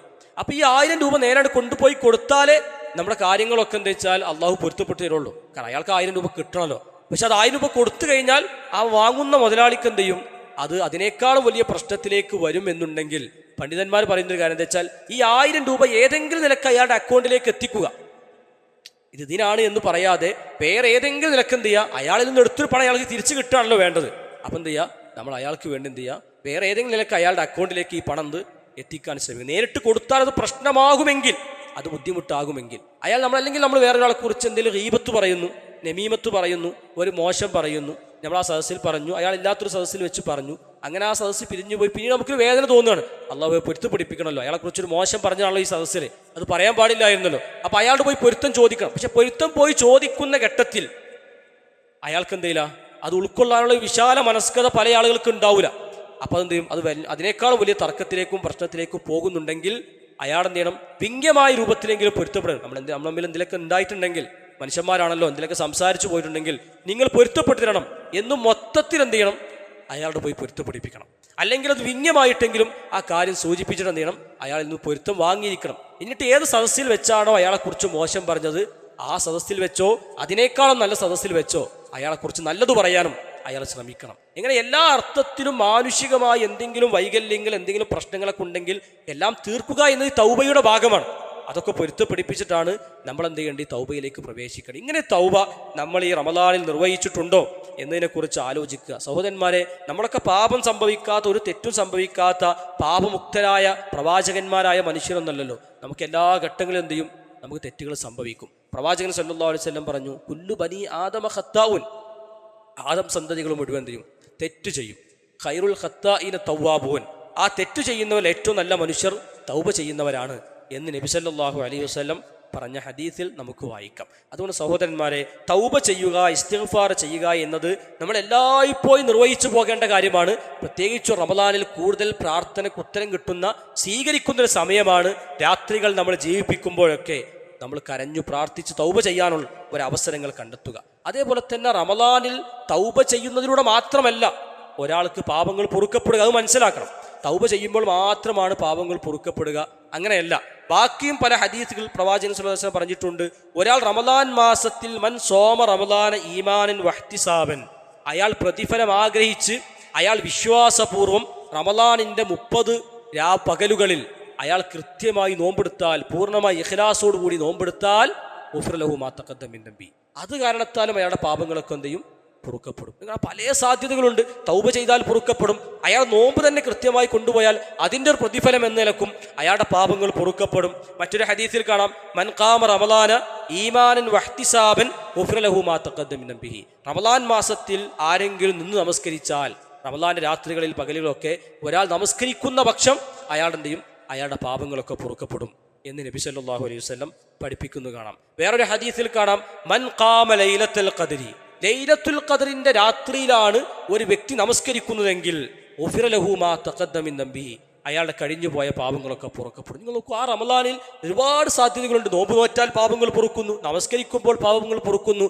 ലൈലത്തുൽ ഖദ്റിന്റെ രാത്രികളിൽ ഒരാൾ നമസ്കരിച്ചാൽ പാപങ്ങൾ പൊറുക്കുന്നു. ഇങ്ങനെ ധാരാളം സാധ്യതകളിലൂടെയാണ് ഒരു വിശ്വാസി കടന്നു പോകുന്നത് എന്ന് നമ്മൾ ആലോചിക്കുകയും അതിനനുസരിച്ച് എന്ത് ചെയ്യുക, നമ്മുടെ ആരാധനകളെ ചിട്ടയാക്കുക, നമ്മുടെ ആരാധനകളെ ഭംഗിയാക്കാൻ ശ്രമിക്കുക എന്നതൊക്കെ ഏറ്റവും പ്രധാനപ്പെട്ട കാര്യമാണ് എന്ന് മനസ്സിലാക്കുക. അതുപോലെ തന്നെ സഹോദരന്മാരെ, അവസാനത്തെ പത്തിൽ നമ്മൾ ഏറ്റവും കൂടുതൽ ശ്രദ്ധിക്കേണ്ട ഒരു കാര്യങ്ങളിൽ ഒന്നാണ് നമ്മൾ എല്ലാ ആരാധനകളും വർദ്ധിപ്പിക്കണം. ഈ പറഞ്ഞതുപോലെ നമസ്കാരങ്ങൾ, നമ്മുടെ നോമ്പിൻ്റെ ഒരു ഭംഗി വർദ്ധിപ്പിക്കുക. അതേപോലെ തന്നെ ഖുർആൻ പാരായണങ്ങൾ കഴിയാൻ പോകുകയാണ്. നമ്മൾ എത്ര കണ്ട് ഖുർആൻ ഇവിടെ പാരായണം ചെയ്തു. ചുരുങ്ങിയത് ഒരു ജുസെങ്കിലും ഒരു ദിവസം ഖുർആൻ പാരായണം ചെയ്യുക എന്നത് എല്ലാ മുസ്ലിമീങ്ങളും എടുക്കുന്നൊരു സ്വഭാവമാണ്. റമദാൻ ആയി കഴിഞ്ഞാൽ ഒരു ദിവസം ഒരു ജുസെങ്കിലും പാരായണം ചെയ്യും. ഒരു റമദാൻ കഴിയുമ്പോൾ ഒരു ഖത്തമെങ്കിലും ഒരു വ്യക്തി ഓതി തീർക്കും. നമ്മൾ അത്രയെങ്കിലും ഓതി തീർത്തിട്ടുണ്ടോ? അതിൽ കൂടുതൽ എത്ര കഴിയുമോ അത്രയൊക്കെ ഒരു വ്യക്തി ഓതി തീർക്കണം. ചുരുങ്ങിയ പക്ഷം നമ്മൾ ഈ അവസാന ഘട്ടത്തിൽ നമ്മൾ ഒരു ഖത്തമെങ്കിലും ഈ പരിശുദ്ധ റമദാൻ കടന്നു പോകുമ്പോൾ ഓതി തീർക്കുന്നൊരവസ്ഥയിലായിരിക്കുമോ കടന്നു പോവുക എന്നതിനെക്കുറിച്ച് ആലോചിക്കുക. അതുപോലെ തന്നെ സഹോദരന്മാരെ, നമ്മൾ സ്വതക്ക കൊടുക്കാൻ തയ്യാറാവുക. സ്വതക്ക കൊടുക്കുക. അവസാനത്തെ പത്തിൽ ധാരാളം പ്രതിഫലം കിട്ടുന്നൊരു സമയത്താണ് നമ്മളുള്ളത്. അതുകൊണ്ട് സ്വതക്ക കൊടുക്കുക, ദാനധർമ്മങ്ങൾ ചെയ്യുക എന്നതൊക്കെ നമ്മൾ ഈ സമയത്ത് ഏറ്റവും കൂടുതൽ ശ്രദ്ധിക്കേണ്ട ഒരു കാര്യമാണ്. പല ആളുകളും സ്വതക്ക കൊടുക്കാൻ പണം ചെലവാണ് ഒരു കാര്യമാകുമ്പോൾ സ്വതക്ക കൊടുക്കാൻ വലിയൊരു താല്പര്യം ഉണ്ടാവില്ല. എങ്കിൽ നമ്മൾ കഴിയുന്ന അത്ര നമ്മുടെ മനസ്സിനെ നിയന്ത്രിച്ചും നമ്മൾ നമ്മുടെ പണത്തിൽ എത്രയാണ്, ഓരോരുത്തർക്കും ഓരോ കാര്യങ്ങളായിരിക്കും ഉണ്ടാവും. വലിയ തുകകൾ സമ്പാദിക്കുന്ന ആളുകളുണ്ടാവും, അവർ കൊടുക്കേണ്ടത് വലിയ തുകകളാണ്. എന്നാൽ ചെറിയ തുക സമ്പാദിക്കുന്ന ആളുകൾ അവർക്ക് എത്രയാണോ അവരുടെ ചെലവിൽ നിന്നൊക്കെ മിച്ചം വെച്ച് അവർക്ക് എത്രയാണോ കൊടുക്കാൻ പറ്റുക അത്രമേൽ അവർ സ്വതക്ക കൊടുക്കാൻ തയ്യാറാകുന്ന ഒരു മാസം കൂടിയാകണം പരിശുദ്ധ റമദാൻ. റമദാൻ എന്ന് പറഞ്ഞാൽ എല്ലാ അർത്ഥത്തിലും നമ്മൾ പരിശീലിപ്പിക്കേണ്ട, നമ്മുടെ മനസ്സിനെ, നമ്മുടെ കൈകാലുകളെ, നമ്മുടെ കണ്ണുകളെ, നമ്മുടെ ആത്മാവിനെ ഒക്കെ നിയന്ത്രിക്കുകയും പരിശീലിപ്പിക്കുകയും ചെയ്യേണ്ടുന്നൊരു മാസമാണ്. ഒരാൾ സ്വതക്ക കൊടുക്കുന്ന ഒരാളെ കുറിച്ച് പ്രവാചകൻ സല്ലല്ലാഹു അലൈഹി വസല്ലം പറയാനല്ല, എല്ലാ പകലിലും 2 മലക്കുകൾ ആകാശത്തിൽ നിന്ന് ഇറങ്ങി വരും. ആ മലക്കുകൾ പ്രാർത്ഥിക്കുന്നൊരു പ്രാർത്ഥന എന്താ അറിയോ? അല്ലാഹുമ്മ അഅതി മുൻഫിക്കൻ ഖലഫ. അള്ളാഹുവെ, ആരെങ്കിലും ദാനധർമ്മം ചെയ്യുന്നുണ്ടെങ്കിൽ അയാൾക്ക് നീ പകരമായി നൽകണേ. ആരെങ്കിലും ഈ പകലിൽ ഈ രാത്രിയിലൊക്കെ ദാനധർമ്മം ചെയ്തിട്ടുണ്ടെങ്കിൽ അള്ളാഹുവെ അവർക്ക് നീ പകരമായി നൽകണേ. അല്ലാഹുമ്മ അഅതി മുംസിക്കൻ തലഫ. ആരെങ്കിലും പിശുക്കു കാരണത്താൽ പിടിച്ചു വെച്ചിട്ടുണ്ടെങ്കിൽ അള്ളാഹുവെ അവർക്ക് നീ നാശം കൊടുക്കണേ എന്ന് മലക്കുകൾ പ്രാർത്ഥിക്കും എന്ന് പ്രവാചകൻ സല്ലല്ലാഹു അലൈഹി വസല്ലം പറയാൻ. അതുകൊണ്ട് സഹോദരന്മാരെ, നമുക്ക് തന്നെ ധാരാളം സംവിധാനങ്ങളുണ്ട്. നമുക്ക് നമ്മുടെ വീടിൻ്റെ ചുറ്റുഭാഗത്തൊക്കെ ധാരാളം മനുഷ്യരുണ്ട്, പാവപ്പെട്ട ഒരുപാട് ആളുകളുണ്ട്, സക്കാത്തിൻ്റെ അർഹരായ ധാരാളം വ്യക്തികളുണ്ട്. അവർക്കൊക്കെ നമ്മുടെ കഴിയും വിധം എന്തെങ്കിലുമൊക്കെ നമ്മൾ കൊടുക്കുന്നുണ്ട് എന്ന് ഉറപ്പുവരുത്തുക. ഇപ്പോൾ ഈദ് കിസ്വ എന്ന് പറയുന്നൊരു പദ്ധതി നമ്മുടെ നാടുകളിലൊക്കെ ഉണ്ടല്ലോ. ധാരാളം കുട്ടികളുണ്ട്. പെരുന്നാളിനന്ന് വസ്ത്രം വാങ്ങാൻ കഴിയാത്ത, സ്വന്തമായി പണമില്ലാത്ത കുട്ടികളെ കണ്ടെത്തി അവർക്ക് വസ്ത്രം വാങ്ങിക്കൊടുക്കുന്നൊരു പദ്ധതിയാണ് ഈദ് കിസ്വ. അപ്പോൾ അത്തരം ഈദ് കിസ്വകൾക്ക് വേണ്ടി എന്ത് ചെയ്യാം? ഒരാൾക്ക് പണം കൊടുക്കാം. ഒരു കുട്ടിക്ക് 1300 രൂപയാണ്. നമുക്ക് എത്ര കുട്ടികൾ ഏറ്റെടുക്കാൻ പറ്റും? ചുരുങ്ങിയത് ഒരു കുട്ടി ഏറ്റെടുക്കാൻ പറ്റും. ഇല്ലെങ്കിൽ അതിൻ്റെ പകുതിയെങ്കിലും നമുക്ക് കൊടുക്കാൻ കഴിയുമോ? നമ്മൾ കാരണം ഒരു കുട്ടി ചിരിക്കുന്നത് കാണാൻ, നമ്മൾ കാരണം ഒരു കുട്ടി സന്തോഷിക്കുന്നത് കാണാൻ നമുക്കും താല്പര്യമില്ലേ? അപ്പോൾ അങ്ങനെ നമ്മളെ കുട്ടികളൊക്കെ വസ്ത്രം ധരിക്കുമ്പോൾ, നമ്മുടെ കുടുംബത്തിലുള്ള കുട്ടികളൊക്കെ പുതിയ വസ്ത്രം ധരിച്ച് ഈദ്ഗാഹിലേക്ക് പോകുമ്പോൾ അന്നൊരു പുതിയ വസ്ത്രം ധരിക്കാൻ പോലും കഴിയാത്ത ധാരാളം ആളുകളുണ്ട് എന്ന് നമ്മൾ എന്ത് ചെയ്യണം? ഈ അവസരത്തിൽ മനസ്സിലാക്കണം. അത്തരം ധാരാളം ആളുകൾ നമ്മുടെ ചുറ്റുഭാഗത്തുമൊക്കെ ജീവിക്കുന്നുണ്ട് എന്ന് മനസ്സിലാക്കി നമ്മുടെ സമ്പാദ്യത്തിൻ്റെ ഒരു വിഹിതം അത് അവർക്കുള്ളതാണ് എന്ന് മനസ്സിലാക്കുക. അതേപോലെ തന്നെ സക്കാത്ത്, പൊതുവെ സക്കാത്തൊക്കെ എല്ലാവരും റമദാൻ മാസത്തിലാണ് എന്ത് ചെയ്യുക? കൊടുക്കുക. റമദാൻ മാസത്തിലാണ് എന്ത് ചെയ്യുക? സക്കാത്ത് പൊതുവെ എല്ലാവരും കൊടുക്കുകയാണ്. റമദാൻ മാസത്തിൽ മാത്രം കൊടുക്കേണ്ടെന്നൊരു കാര്യമല്ല. എങ്കിലും പൊതുവെ എല്ലാവരും റമദാൻ മാസത്തിലേക്കാണ് കണക്ക് വെക്കുക. കാരണം എപ്പോഴും കണക്ക് നോക്കാൻ സുഖം അതായതുകൊണ്ടും പൊതുവെ ആ സമയത്താണ് എല്ലാവർക്കും ഒരു ബോധോദയം വരുന്നത് കൊണ്ടൊക്കെ റമദാൻ മാസത്തിലേക്കാണ് പൊതുവെ എന്ത് ചെയ്യുക? ആ കണക്കുകളൊക്കെ വെക്കാറുള്ളത്. കാരണം ഈ സക്കാത്ത് പറയുമ്പോൾ ഒരു വർഷം തികയുമ്പോഴാണല്ലോ കൊടുക്കുക. അപ്പോൾ ഈ റമദാൻ അറബി മാസമാണ് നോക്കേണ്ടി വരിക. അപ്പോൾ ഈ അറബി മാസം എപ്പോഴും നമ്മൾ ഓർമ്മയിലുണ്ടാവുക റമദാൻ ആയിരിക്കുന്നതൊക്കെ റമദാനിലേക്കായിരിക്കും കണക്ക് വെക്കുക. ഏതായാലും ഭൂരിഭാഗം ആളുകളൊക്കെ റമദാൻ മാസത്തിലാണ് സക്കാത്ത് കൊടുക്കുക എന്നുള്ളതുകൊണ്ട് ഞാൻ ആ കാര്യം പറയാണ്. അപ്പോൾ സക്കാത്ത് കൊടുക്കാൻ നമ്മളൊക്കെ ഒരുവിധ ആളുകളൊക്കെ അതിനൊക്കെ അർഹരായിരിക്കും, സക്കാത്ത് കൊടുക്കേണ്ടവരായിരിക്കും. കണക്കൂട്ടി കഴിഞ്ഞാൽ നമ്മുടെ സമ്പാദ്യത്തെ എടുത്തു നോക്കി കഴിഞ്ഞാൽ ഒരുവിധ ആളുകളൊക്കെ സക്കാത്ത് കൊടുക്കേണ്ട ആളുകളായിരിക്കും. ഒന്ന് ജസ്റ്റ് കണക്കൂട്ടി നോക്കി 10.5 പവൻ സ്വർണ്ണമില്ലാത്ത ആളുകൾ നമ്മുടെ വീട്ടിൽ പെണ്ണുങ്ങളുണ്ടാവുമോ? നമ്മുടെ ഭാര്യമാർക്ക് ഇത് ഉണ്ടാവില്ലേ? നമ്മുടെ ഉമ്മമാർക്ക് ഇത് ഉണ്ടാവില്ലേ? നമ്മുടെ പെങ്ങന്മാരെ കയ്യിൽ അവരൊക്കെ സക്കാത്ത് കൊടുക്കണമല്ലോ. ഒരു 10.5 പവനിലധികം, ഒരു ഗ്രാമെങ്കിലും, ഒരു തരിമ്പെങ്കിലും നമ്മുടെ കയ്യിൽ സ്വർണ്ണമുണ്ടെങ്കിൽ സക്കാത്ത് കൊടുക്കണം. അപ്പം അങ്ങനെ ഇല്ലാത്ത സ്ത്രീകൾ ആരപ്പം ഉണ്ടാവുക? അത് മിക്ക ആളുകൾക്കും ഇതൊക്കെ ഉണ്ടാവും. അപ്പോൾ അവരൊക്കെ സക്കാത്ത് കൊടുക്കേണ്ട ആളുകളാണ്. അവരൊക്കെ എന്താണ്? ഈ അർത്ഥത്തിൽ പണക്കാരാണ്. അവർ സക്കാത്ത് കൊടുക്കൽ നിർബന്ധിതരായ ആളുകളാണ്. അതേപോലെ തന്നെ 595 ഗ്രാം വെള്ളിയോ വെള്ളിക്ക് സമാനമായ പണമോ നമ്മുടെ കയ്യിൽ ഒരു വർഷത്തോളം കൂടി ബാക്കിയുണ്ടെങ്കിൽ നമ്മൾ എന്ത് ചെയ്യണം? സക്കാത്ത് കൊടുക്കണം. അതില്ലാത്ത ആരാ ഉണ്ടാവുക? അതൊരുവിധ ആളുകളൊക്കെ കയ്യിലൊക്കെ ഉണ്ടാവും എന്നുള്ളതാണ് ഒരു യാഥാർത്ഥ്യം. അപ്പോൾ അത് എത്രയാണെന്ന് കണക്ക് കൂട്ടി നമ്മൾ സക്കാത്ത് കൊടുക്കേണ്ട അവകാശികളായിരിക്കും. അപ്പോൾ അതിൻ്റെ 2.5% നമ്മൾ എത്രയാണ്? നമ്മുടെ അവകാശമല്ല. ആ 2.5% നമ്മുടെ പണമല്ല. ആ 2% നമ്മളെ പണമല്ല. നമ്മുടെ കയ്യിൽ 1,00,000 രൂപയുണ്ടെങ്കിൽ ആ ലക്ഷത്തിൽ 2500 രൂപ അത് എൻ്റെ പണമല്ല, അത് ആർക്കോ ഒരാൾക്ക് കൊടുക്കാൻ വേണ്ടി അള്ളാഹു എന്നെ ഏൽപ്പിച്ച പണമാണ്. അത് നിർബന്ധപൂർവ്വം ഒരു വ്യക്തി കൊടുത്തു വീട്ടുന്നില്ല എങ്കിൽ അയാളുടെ മുഴുവൻ പണവും ഹറാമായി കലരാൻ, അയാളുടെ ഹറാമ് കലരാനുള്ള സാധ്യതയുണ്ട്. അതുകൊണ്ട് ആ സക്കാത്ത് നിർബന്ധമായി ഞാൻ കൊടുക്കുന്നുണ്ട് എന്ന് എല്ലാ വിശ്വാസികളും നേരം ഉറപ്പുവരുത്തണം. പല ആളുകളും എന്താ വെച്ചാൽ പല സാധനത്തിനും സക്കാത്ത് കൊടുക്കൂല. ഉദാഹരണം പറഞ്ഞാൽ കച്ചവട സ്വത്തുകളാണെങ്കിൽ എന്ത് ചെയ്യില്ല, ഒരാൾക്ക് കാറ് കച്ചവടം ചെയ്യും, കാറിൻ്റെ കച്ചവടമാണ്, അപ്പം ഈ കാറിന് സക്കാത്ത് കൊടുക്കണ്ടല്ലോ എന്നാണ് മനസ്സിലാക്കുക. പക്ഷെ കാറ് കച്ചവടക്കാരൻ അയാൾ, അപ്പം അയാളുടെ വിൽപ്പന ചരക്കാണ് കാറ്, എങ്കിൽ അയാൾ കാറിനും സക്കാത്ത് കൊടുക്കണം. കാരണം ആ കാർ എന്താണ്, അയാളുടെ വിൽപ്പന സ്വത്താണ്. എല്ലാ കച്ചവടത്തിനും സക്കാത്തുണ്ടല്ലോ. എന്നുപോലെ കാറ് കച്ചവടക്കാരനാണെങ്കിൽ കാറ് സക്കാത്ത് കൊടുക്കണം. ചില ആൾക്ക് പറമ്പ് കച്ചവടക്കാരൻ, വിൽക്കാൻ വേണ്ടി വാങ്ങിയ സ്വത്തേക്കാർ, വീടെടുക്കാൻ വേണ്ടി വാങ്ങിയ പറമ്പിന് സക്കാത്ത് കൊടുക്കണ്ട.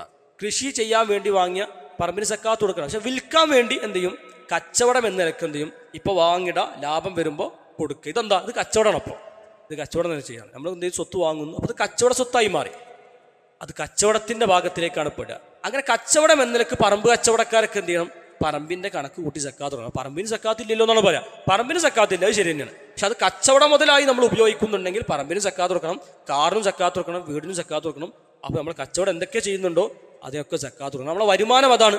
നമ്മുടെ വരുമാനമായി നമ്മൾ കാണുന്നത് ഈ പറമ്പും ഈ വീടും ഈ കാറൊക്കെ ആണെങ്കിൽ നമ്മൾ എന്ത് ചെയ്യണം, അതിന് സക്കാത്ത് കൊടുക്കണം. അപ്പോൾ തന്നെ ഇത് എല്ലാവരും പൊതുവെ ശ്രദ്ധിക്കാതെ പോകുന്നൊരു കാര്യമാണ് എന്ന നിലക്കാണ് ഞാനിവിടെ സൂചിപ്പിച്ചത്.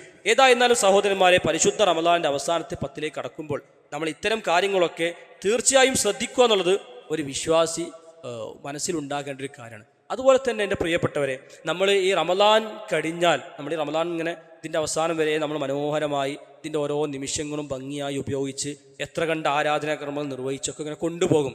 റമദാൻ കഴിഞ്ഞ് പെരുന്നാൾ ഈദ്ഗാഹ് കഴിഞ്ഞാൽ പിന്നെ എല്ലാം കഴിഞ്ഞ് പിന്നെ പൂർണ്ണമായി നമ്മൾ ആ തിന്മകളിലേക്ക് മടങ്ങിപ്പോകുന്ന ധാരാളം ആളുകളെ കാണാൻ പറ്റും. പിന്നെന്താ വെച്ചാൽ ജീവിതത്തിൽ ഒരു ചിട്ടയും ഉണ്ടാവില്ല. പിന്നെ ഖുർആൻ തുറന്നു നോക്കില്ല. പിന്നെ അടുത്ത റമദാൻ എന്തേ ഉള്ളൂ, ആ വ്യക്തി ഖുർആൻ തന്നെ തുറന്നു നോക്കും. ഈ റമദാനോട് പൂട്ടി വെച്ചാൽ പിന്നെ അടുത്ത റമദാൻ പൊടി തട്ടി അന്ന് മാസം കണ്ടാലാണ് പിന്നെന്ത് ചെയ്യുക, ഒരു ഖുർആൻ ഓതുന്ന ഓർമ്മ വരിക. കുറേ ആൾക്കാർ പിന്നെ പള്ളിയിലേക്ക് തന്നെ വരില്ല. നിങ്ങൾ നോക്കൂ, ശ്രദ്ധിച്ച് നോക്കൂ, നമ്മളിപ്പോഴൊക്കെ ജമാഅത്തിന് ലുഹറിന് അസറിന് മഗ്രിബിന് ഇശാനൊക്കെ ജമാഅത്തിന് പള്ളിയിൽ ആളുകൾ നിറഞ്ഞു കവിയും. പ്രത്യേകിച്ച് സുബഹിക്കൊക്കെ നല്ല ആളുകൾ ഇപ്പം ഉണ്ടാവും. റമദാനിൻ്റെ പിറ്റേന്ന് പെരുന്നാളിൻ്റെ അന്ന് സുബഹിക്ക് പള്ളി നോക്കിയാൽ മതി എത്ര ആളുകൾ പള്ളിയിലുണ്ടായിരുന്നു. അന്നത്തെ ലുഹർ നോക്കോണ്ടി, അത് അതിനേക്കാളും കഷ്ടമായിരിക്കും. അന്നത്തെ അസർ അതിനേക്കാളും ഭീകരമായിരിക്കും. ആരും പള്ളിയിലുണ്ടാവില്ല. അപ്പോൾ ഇതെങ്ങനെ പോണത്, ഒറ്റ രാവ് കൊണ്ട് റമദാൻ കഴിയുമ്പോഴേക്കും മനുഷ്യർ പൂർണ്ണമായി തിരിച്ചു പോകണം. എല്ലാ ആരാധനകളും പൂട്ടി വെച്ച് ഞാൻ അടുത്ത റമദാന് നോക്കാന്ന് കേൾക്കുന്നതാണ്. എല്ലതും പെട്ടിയിലിട്ട് പൂട്ടി ഓരെന്ത് ചെയ്യാണ്, റമദാൻ്റെ കൂടെയാണ് പറഞ്ഞേക്കും എല്ലാ ആരാധനക്കാരും. അപ്പം റമദാൻ എഫക്റ്റ് ചെയ്തിട്ടില്ല എന്ന് അർത്ഥം. റമദാൻ നമ്മുടെ ആത്മാവിലേക്ക് പിടിച്ചിട്ടില്ല, റമദാൻ നമ്മുടെ ശരീരത്തിലേക്ക് ബാധിച്ചിട്ടില്ല, അതതിൻ്റെ അർത്ഥം. കാരണം റമദാന് മാത്രമായിട്ട് റബ്ബില്ല. നിങ്ങൾ റമദാനികളാകരുത്. പണ്ഡിതന്മാർ പറയുന്നൊരു വാചകതാണ്, കുൻ റബ്ബാനിയൻ വലാത്തക്കുൻ റമദാനിയൻ. നിങ്ങൾ റബ്ബാനികളാകണം, നിങ്ങൾ റബ്ബിനെ ആരാധിക്കുന്ന ആളുകളാണ് ആവേണ്ടത്. നിങ്ങൾ റമദാനിനെ ആരാധിക്കുന്ന ആളുകളാണ്. റമദാനിന് മാത്രം പ്രത്യേകമായിട്ടൊരു ചിട്ട, പിന്നെ എല്ലാ തിന്മയും. ഇപ്പോൾ സിഗരറ്റ് വലിക്കുന്ന ആളുകളുണ്ടാവും, സിഗരറ്റ് വലിക്കുന്ന ആളുണ്ടാവും. ഓരെ ശ്രദ്ധിച്ചാൽ അറിയാം, റമദാൻ കിട്ട് നോമ്പ് തുറക്കണ വരെ ഒരാ കയ്യും കലക്കണ്ട് പിടിച്ചു വെക്കും, ഒരു സിഗരറ്റ് വലിക്കൂല. റമദാൻ കിട്ട് നോമ്പ് തുറന്ന് കഴിഞ്ഞൊരു പാച്ചിലാണ്, ഇത് എങ്ങോട്ടാണ് പോണ് കൊടുത്താൽ കിട്ടില്ല. എന്ത് ചെയ്യും, അത് ആ സിഗരറ്റ് വലിച്ചാൽ അവർക്ക് എന്ത് ചെയ്യുള്ളൂ. അപ്പോൾ റമദാൻ്റെ ആ പകൽ ഇവർക്ക് പിടിച്ചു വെക്കാൻ കഴിയുന്നുണ്ടല്ലോ, അത് കഴിയും. ഓർക്ക് ചിന്തിച്ചറിയാലോ, ഓർക്ക് ആ സുബഹി മുതൽ അല്ലെങ്കിൽ ആ മഗ്രിബ് വരെയുള്ള ആ ഒരു 8 മണിക്കൂറോളം അവർക്ക് അത് ചെയ്യണ്ടെന്ന് വിചാരിച്ചാൽ അവർക്ക് ചെയ്യാതിരിക്കാൻ കഴിയുന്നുണ്ട്. എങ്കിൽ ആ കുറഞ്ഞ സമയം കൊണ്ട് ആ ഉറങ്ങണ വരെയെങ്കിലും ചെയ്യാതിരുന്നോടെ. ഇത് ഒരു കുറഞ്ഞ ദിവസങ്ങളെങ്കിലും ഒരു മാസമെങ്കിലും നമ്മളിത് പൂർണ്ണമായും ശീലിച്ചാൽ ഈ സിഗരറ്റ് വലിക്കുക എന്നുള്ള കാര്യമാണ് പൂർണ്ണമായും പോയി കിട്ടൂലേ. അല്ലെങ്കിൽ ഒരു തിന്മ കാണുക, ഇപ്പോൾ സിനിമ കുട്ടികളെ കാണാം, സിനിമ ബാക്കിയുള്ള മാസങ്ങളൊക്കെ കാണും. പക്ഷെ റമദാനെ കഴിഞ്ഞ് എന്തോ ഒരു ചിട്ടയാണ്. പിന്നെ ടി വി ഒക്കെ ഓഫാക്കി കേബിളൊക്കെ ഊരിയിട്ട് പിന്നെ പൂർണ്ണമായി ഒക്കെ ഇപ്പോൾ മൊബൈൽ ഉണ്ടായപ്പോൾ എന്താ അവസ്ഥ അറിയില്ല, പൊതുവേ ടി വി ഒക്കെ ഓഫാക്കി എല്ലാണ്ട് ഒഴിവാക്കി പൂർണ്ണമായി എന്ത് ചെയ്യും, കുട്ടികളൊക്കെ ഇങ്ങനെ മാറിയിരിക്കുന്നത് കാണാം. പിന്നെ റമദാൻ കഴിഞ്ഞ പെരുന്നാണ്ട് അന്ന് സ്പെഷ്യൽ പ്രോഗ്രാമൊക്കെ പറഞ്ഞിട്ട് എല്ലാം ഓണം ഒരേപോലെ ഓണമാണ്. അന്നെല്ലാം കൂടെ തുടങ്ങാമെന്നാണ് ഒരാൾ മനസ്സിലാക്കുന്നത്. നിങ്ങൾക്ക് റമദാൻ്റെ എഫക്റ്റ് ചെയ്യണില്ലല്ലോ, റമദാൻ നമ്മുടെ ജീവിതത്തിൽ ബാധിക്കണില്ലല്ലോ. റമദാനോട് കൂടി പൂർണ്ണമായി ഒക്കെ ഇട്ടെറിഞ്ഞ് ഒക്കെയാണ് പോവാ, തിരിച്ച് മടങ്ങാം, പിന്നെ ഒക്കെ തിന്മ ചെയ്ത് പിന്നെ അടുത്ത റമദാനൊക്കെ എന്ത് ചെയ്യുക, റെഡിയാക്കി എടുക്കുക എന്നാണ് ഒരാൾക്ക് വിചാരിക്കുക. നോമ്പൊക്കെ എന്താ വെച്ചാൽ റമദാനോട് നോമ്പാണ് നിന്ന് പിന്നെ അടുത്ത റമദാൻ നമ്മൾ എന്ത് ചെയ്യുള്ളൂ, നോമ്പ് ഓൽക്കുള്ളൂ. പിന്നെ അതിൻ്റെ ഇടയിൽ കുറേ സുന്നത്ത് കടന്നു പോകും, 6 നോമ്പ് കടന്നു പോകും, പലവിധ നോമ്പുകൾ ഇങ്ങനെ വ്യാഴാഴ്ചകളിൽ തിങ്കളാഴ്ചകളിൽ എല്ലാ മാസവും 13, 14, 15 അറബി മാസം നോക്കി നോമ്പ് നോൽക്കുക. ഇങ്ങനെ ധാരാളം സുന്നത്തായ നോമ്പുകളൊക്കെ കടന്നു പോകും. പക്ഷെ അതൊന്നും നോൽക്കില്ല, അങ്ങനത്തെ ഒരു പഠിപ്പുണ്ടാവില്ല. പിന്നെ അടുത്ത റമദാൻ എന്ത് ചെയ്യുള്ളൂ, ഒന്ന് നോമ്പ് നോൽക്കില്ല. എല്ലാ ആരാധനയും പൂർണ്ണമായി എടുത്തു വെക്കുക. ജമാഅത്തിന് പിന്നെ പള്ളിയിലെത്തൂല, നമ്മൾ നിസ്കരിക്കാൻ സുബൈക്ക് പള്ളിയിലുണ്ട്. സുബൈക്ക് പള്ളിയിൽ ഇപ്പോൾ നല്ല ആളേക്കണം.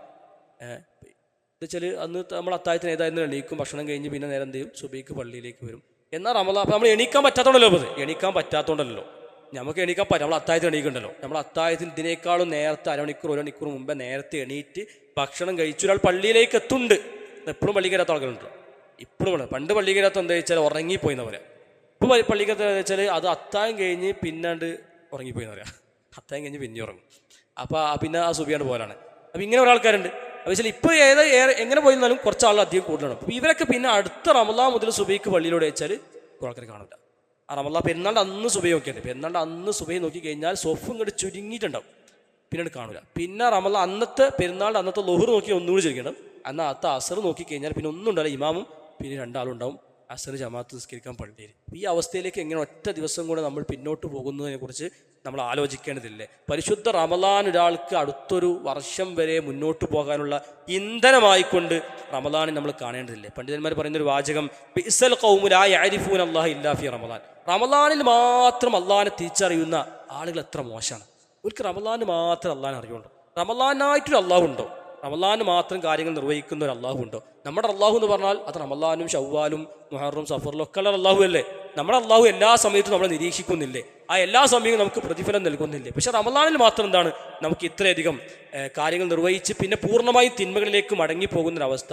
എങ്ങനെ പോയാലും എന്താ വെച്ചാൽ റമളാന്റെ അത്ര നമ്മൾ ആരാധനാക്രമങ്ങൾ നിർവഹിക്കൂല. പക്ഷെ തിന്മകളിലേക്ക് എങ്ങനെയാണ് പോകുന്നത്, പൂർണ്ണമായും എങ്ങനെയാണ് ഒഴിവാകുന്നത് എന്നതിനെക്കുറിച്ച് ഒരാൾ ആലോചിക്കേണ്ടത്. അതാണ് വിശുദ്ധ ഖുർആൻ നമ്മോട് പഠിപ്പിക്കുന്നത്, വഅബ്ദുദ് റബ്ബക്, നീ നിന്റെ റബ്ബിനെ ആരാധിക്കണം. ഹത്താ യഅ്തിയക്കൽ യഖീൻ, നിനക്ക് മരണം സംഭവിക്കുന്നത് വരെ നീ ആരാധിക്കണം. റമളാൻ കഴിയുന്നവരെ ആരാധിക്കണമല്ല, മരണം സംഭവിക്കുന്നത് വരെ, നീ മരണപ്പെട്ട് ലോകത്തോട് വിട പറയും വരെ നീ റമളാനിനെ അള്ളാഹു സുബ്ഹാനഹു വ തആലക്ക് ആരാധനാ കർമ്മങ്ങൾ നിർവഹിക്കാൻ ഒരു വിശ്വാസി തയ്യാറാകണം. അതുകൊണ്ട് സഹോദരന്മാരെ, നമ്മൾ റമളാനിൽ ശീലിച്ച കുറേ കാര്യങ്ങളുണ്ടാവും. നമ്മൾ നേരത്തെ എണീക്കുന്നു, നമ്മൾ തഹജ്ജുദ് നമസ്കരിക്കുന്നു, രാത്രി നമസ്കാരങ്ങൾ മുടങ്ങാതെ പോകുന്നു, ജമാഅത്തുകൾ പരമാവധി നമ്മൾ നഷ്ടപ്പെടുത്താതെ മുന്നോട്ട് പോകുന്നു, രാത്രികൾ നമ്മൾ എല്ലാ രാത്രിയും നമസ്കരിക്കുന്നുണ്ട്, നമ്മളെല്ലാ ദിവസവും എന്ത് ചെയ്യുന്നുണ്ട്, നോമ്പുകൾ എടുത്തിട്ടാണ് പോകുന്നത്. ഇങ്ങനെ കുറേ ശീലങ്ങൾ ഒറ്റ മാസം കൊണ്ട് സ്വിച്ച് ഇട്ടതുപോലെ നമ്മൾ ഓണായി പിന്നെ ഒരു സ്വിച്ച് ഇട്ടതുപോലെ ഓഫായിട്ട് പോകരുത്. നമ്മളത് മെല്ലെ മെല്ലെ എന്ത് ചെയ്യണം, അത് ജീവിതത്തിൽ പകർത്തി അതിങ്ങനെ ശീലിപ്പിച്ച് ആ ഇടയ്ക്കിടയ്ക്ക് എന്ത് ചെയ്യുക, ഓരോ സുന്നത്തോ ഒരു ആഴ്ചയിൽ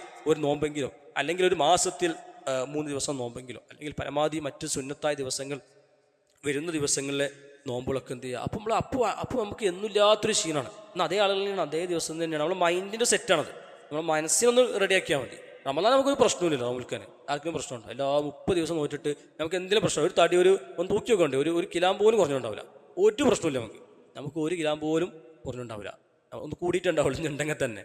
അപ്പോൾ അത്രയും പ്രശ്നമില്ലാതെ എന്ത് ചെയ്യുക, നമ്മൾ മുന്നോട്ട് പോവുക. എന്നാൽ റമളാൻ കഴിഞ്ഞാൽ പിന്നെ ഒരു ദിവസം നോമ്പ് വെക്കണം എന്ന് വെച്ചാൽ ഓൻ്റെ തലയിൽ എന്തോ വലിയൊരു പാറക്കല്ല് കയറ്റി വെച്ചിട്ടാണ്ട് ഏതാണ്ട് വഹിച്ചിട്ട് എൻ്റെ മല കയറാൻ പറഞ്ഞ മാതിരിക്കണം. അവന് ഒരു ദിവസം പോലും നോമ്പ് വെക്കില്ല, ഒരു പേജ് പോലും ഖുർആൻ, അത്രയും സമയം ഭയങ്കര തിരക്കേക്കണം, ഒരു പേജ് പോലും എന്തെയില്ല ഖുർആൻ ഓതി നോക്കൂല, ഒരു ദിക്ർ പോലും ചൊല്ലി നോക്കൂല, ഒരു ജമാഅത്തിന് പോലും നമ്മൾ എന്തെയില്ല കൃത്യസമയത്ത് എത്തൂല. ഇങ്ങനെ നമ്മൾ പിന്നോട്ട് പോകുന്നത് എന്തുകൊണ്ട് എന്ന് നമ്മൾ തന്നെ ആത്മവിചാരണ നടത്തുകയും നമ്മൾ സ്വയം പരിശോധിക്കുകയും ചെയ്യേണ്ടതുണ്ട്. അതുകൊണ്ട് സഹോദരന്മാരെ, നമ്മൾ റമളാനിനെ ആരാധനകൾ പ്രാർത്ഥിക്കുക, അത് നന്നായി അള്ളാഹു സ്വീകരിക്കണ്ടേ? അള്ളാഹു സ്വീകരിച്ചാൽ അതിലെ കാര്യമുള്ളൂ. നമ്മൾ മീസാന് കനം തൂങ്ങുക എന്ന് പറഞ്ഞാൽ, മീസാൻ അള്ളാഹു സുബ്ഹാനഹു വ തആല ഒരിക്കൽ ദാവൂദ് നബി അലൈഹി സ്വലാത്തു വസ്സലാം ചോദിക്കുന്ന സംഭവം തഫ്സീറുകളിൽ കാണാം. ദാവൂദ് നബി ചോദിക്കുകയാണ്, അള്ളാഹു എനിക്ക് മീസാൻ എന്ന് കാണിച്ചു തരും. അപ്പം മീസാൻ്റെ ആ വലുപ്പം കണ്ടിട്ട് ദാവൂദ് നബി ബോധം കിട്ടും, അത്രയും വലുപ്പമുള്ള മീസാൻ. അപ്പം ഇത് കണ്ടിട്ട് ദാവൂദ് നബി അലൈഹി സ്വലാത്തു വസ്സലാം ചോദിക്കുന്നത്, ഇതെങ്ങനെ നിറയാം? ഒരാൾ ജീവിതകാലം മുഴുവൻ ആരാധന നിർവഹിച്ചാൽ ഈ മീസാൻ നിറയും. അപ്പം അള്ളാഹു സുബ്ഹാനഹു വ തആല പറഞ്ഞു വെച്ചാൽ, അള്ളാഹുവിന് തൃപ്തിപ്പെട്ടാൽ അവനൊരു കാരക്ക ചുള മതി, ഒരു കാരക്ക കീറ് മതി. അള്ളാഹുവിന് അവനെ തൃപ്തി ഉണ്ടെങ്കിൽ, അള്ളാഹുവിന് അവന് ഇഷ്ടമുണ്ടെങ്കിൽ അവനൊരു കാരക്ക മുറിച്ചു കൊടുത്താലും അവൻ്റെ മീസാൻ നിറയും. എന്നാൽ അള്ളാഹുവിന് തൃപ്തിയില്ലേ, അള്ളാഹു സ്വീകരിച്ചിട്ടില്ലേ, നമ്മൾ കുറേ കാര്യങ്ങൾ ചെയ്യും, പക്ഷെ ഒന്നും എന്തില്ല, നമ്മൾ എല്ലാം ചെയ്ത് ക്ഷീണിച്ച് പ്രയാസപ്പെട്ടിട്ടുണ്ടാവും, പക്ഷെ അള്ളാഹു ഒന്നും സ്വീകരിച്ചിട്ടുണ്ടാവില്ല. നമ്മൾ അള്ളാഹു സ്വീകരിക്കുക എന്നുള്ള വലിയ കാര്യമാണ്. ഇബ്രാഹിം നബി അലൈഹി സ്വലാത്തു വസ്സലാം കഅബാലയം അള്ളാഹുവിൻ്റെ കൽപ്പന കിട്ടിയതിനു ശേഷം നിർവഹിച്ചതാണ്. അള്ളാഹു ഏൽപ്പിച്ചാണ് കഅബ ഉണ്ടാക്കാൻ. എന്നിട്ട് നിർവഹിച്ചത് ഇബ്രാഹിം നബി റബ്ബനാ തഖബ്ബൽ മിന്നാ, റബ്ബേ ഇത് സ്വീകരിക്കണേ. ഇത് സ്വീകരിച്ചാലേ കാര്യമുള്ളൂ, കുറേ ചെയ്തതുകൊണ്ട് കാര്യമില്ലല്ലോ. നമ്മൾ റമളാന് ധാരാളം കർമ്മങ്ങൾ സ്വീകരിക്കാൻ വേണ്ടി അള്ളാഹുവെ സ്വീകരിക്കണേ, ഈ നന്മകളൊക്കെ സ്വീകരിക്കണേ, 10 മടങ്ങായി അള്ളാഹുവെ എനിക്ക് അർഹിക്കുന്നതിനേക്കാളും അപ്പുറം അറിയിക്കുന്ന അത്ര കിട്ടാന്നല്ല പറയുക, അറിയിക്കുന്നതിനേക്കാളും 10 മടങ്ങ് കിട്ടണേ എന്ന് അള്ളാഹു സുബ്ഹാനഹു തആലയുടെ അവൻ്റെ ഔദാര്യം കൊണ്ട് കിട്ടേണ്ട സ്വർഗ്ഗമാണ്. അതുകൊണ്ട് നമ്മൾ നിരന്തരം അള്ളാഹു സുബ്ഹാനഹു തആല ആ പ്രാർത്ഥനകളൊക്കെ നിർവഹിക്കുക, റമളാനിനെ ഏറ്റവും നന്നായി ഉപയോഗിക്കുക. ഇനിയും റമളാൻ്റെ ദിവസങ്ങൾ ബാക്കിയുണ്ട്. കഴിഞ്ഞതിനെക്കുറിച്ച്, കഴിഞ്ഞ സമയങ്ങളെക്കുറിച്ച് ആലോചിച്ചതിനുള്ള അർത്ഥമല്ല, ഇനിയുള്ള ദിവസങ്ങൾ എങ്ങനെ ഉപയോഗിക്കും എന്നതിനെക്കുറിച്ച് നമ്മൾ ആലോചിക്കുകയും പരിശ്രമിക്കുകയും സമയം കണ്ടെത്തുകയും ചെയ്യുക. അള്ളാഹു സുബ്ഹാനഹു തആല നമുക്കതിന് തൗഫീക്ക് നൽകി അനുഗ്രഹിക്കുമാറാകട്ടെ. നമ്മിൽ സംഭവിച്ചു പോകുന്ന ചെറുതും വലുതുമായ മുഴുവൻ പാപങ്ങളും അള്ളാഹു പുറത്തു മാപ്പാക്കി തരുമാറാകട്ടെ. നമ്മിൽ നിന്ന് മരണപ്പെട്ടു പോയ നമ്മുടെ ബന്ധുമിത്രാദികൾ, നമ്മുടെ മാതാപിതാക്കൾ, നമ്മുടെ ഗുരുനാഥന്മാർ, നമ്മുടെ സഹോദരങ്ങൾ, നമ്മെ സ്നേഹിക്കുന്ന, നമ്മൾ സ്നേഹിച്ചിരുന്ന നമ്മുടെ ആദർശ ബന്ധുക്കൾ തുടങ്ങി ധാരാളം ആളുകൾ ഖബറിലാണ്. അള്ളാഹുയുടെ ഖബറിടങ്ങൾ സ്വർഗ്ഗപ്പൂന്തോപ്പാക്കി കൊടുക്കുമാറാകട്ടെ. അവരുടെ എല്ലാ പ്രയാസങ്ങളും അള്ളാഹു മാറ്റി കൊടുക്കുമാറാകട്ടെ. രോഗം കൊണ്ട് പ്രയാസപ്പെടുന്ന, സാമ്പത്തികമായി, ശാരീരികമായി, മാനസികമായൊക്കെ ബുദ്ധിമുട്ടുന്ന ധാരാളം മനുഷ്യർ നമ്മുടെ ഇടയിലൊക്കെ ജീവിക്കുന്നുണ്ട്. പ്രാർത്ഥന കൊണ്ട് വസീയത്ത് ചെയ്യുന്ന ധാരാളം മനുഷ്യരുണ്ട്. അള്ളാഹു എല്ലാവരുടെയും ആഗ്രഹങ്ങൾ സഫലീകരിച്ചു കൊടുക്കട്ടെ. എല്ലാവരുടെയും പ്രയാസങ്ങൾ മാറ്റി കൊടുക്കട്ടെ. അള്ളാഹു എല്ലാവരുടെയും ഖൈറായ ഉദ്ദേശങ്ങൾ നടത്തി കൊടുക്കുമാറാകട്ടെ. അള്ളാഹു മഗ്ഫിർ ലിൽ മുഅ്മിനീന വൽ മുഅ്മിനാത്ത് വൽ മുസ്ലിമീന വൽ മുസ്ലിമാത്ത് വൽ അഹ്യാഇ മിൻഹും വൽ അംവാത്ത് ഇന്നക മുജീബുദ് ദഅവാതി യാ ഖാദിൽ ഹാജാത്ത്. അല്ലാഹുമ്മ അജ്ർനാ മിനൻ നാർ, അല്ലാഹുമ്മ അജ്ർ വാലിദീനാ മിനൻ നാർ, അല്ലാഹുമ്മ അജ്ർ അസാതിനാ മിനൻ നാർ. ആമീൻ ആമീൻ ബിറഹ്മതിക യാ അർഹമർ റഹീമീൻ. അസ്സലാമു അലൈക്കും വറഹ്മത്തുള്ളാഹി.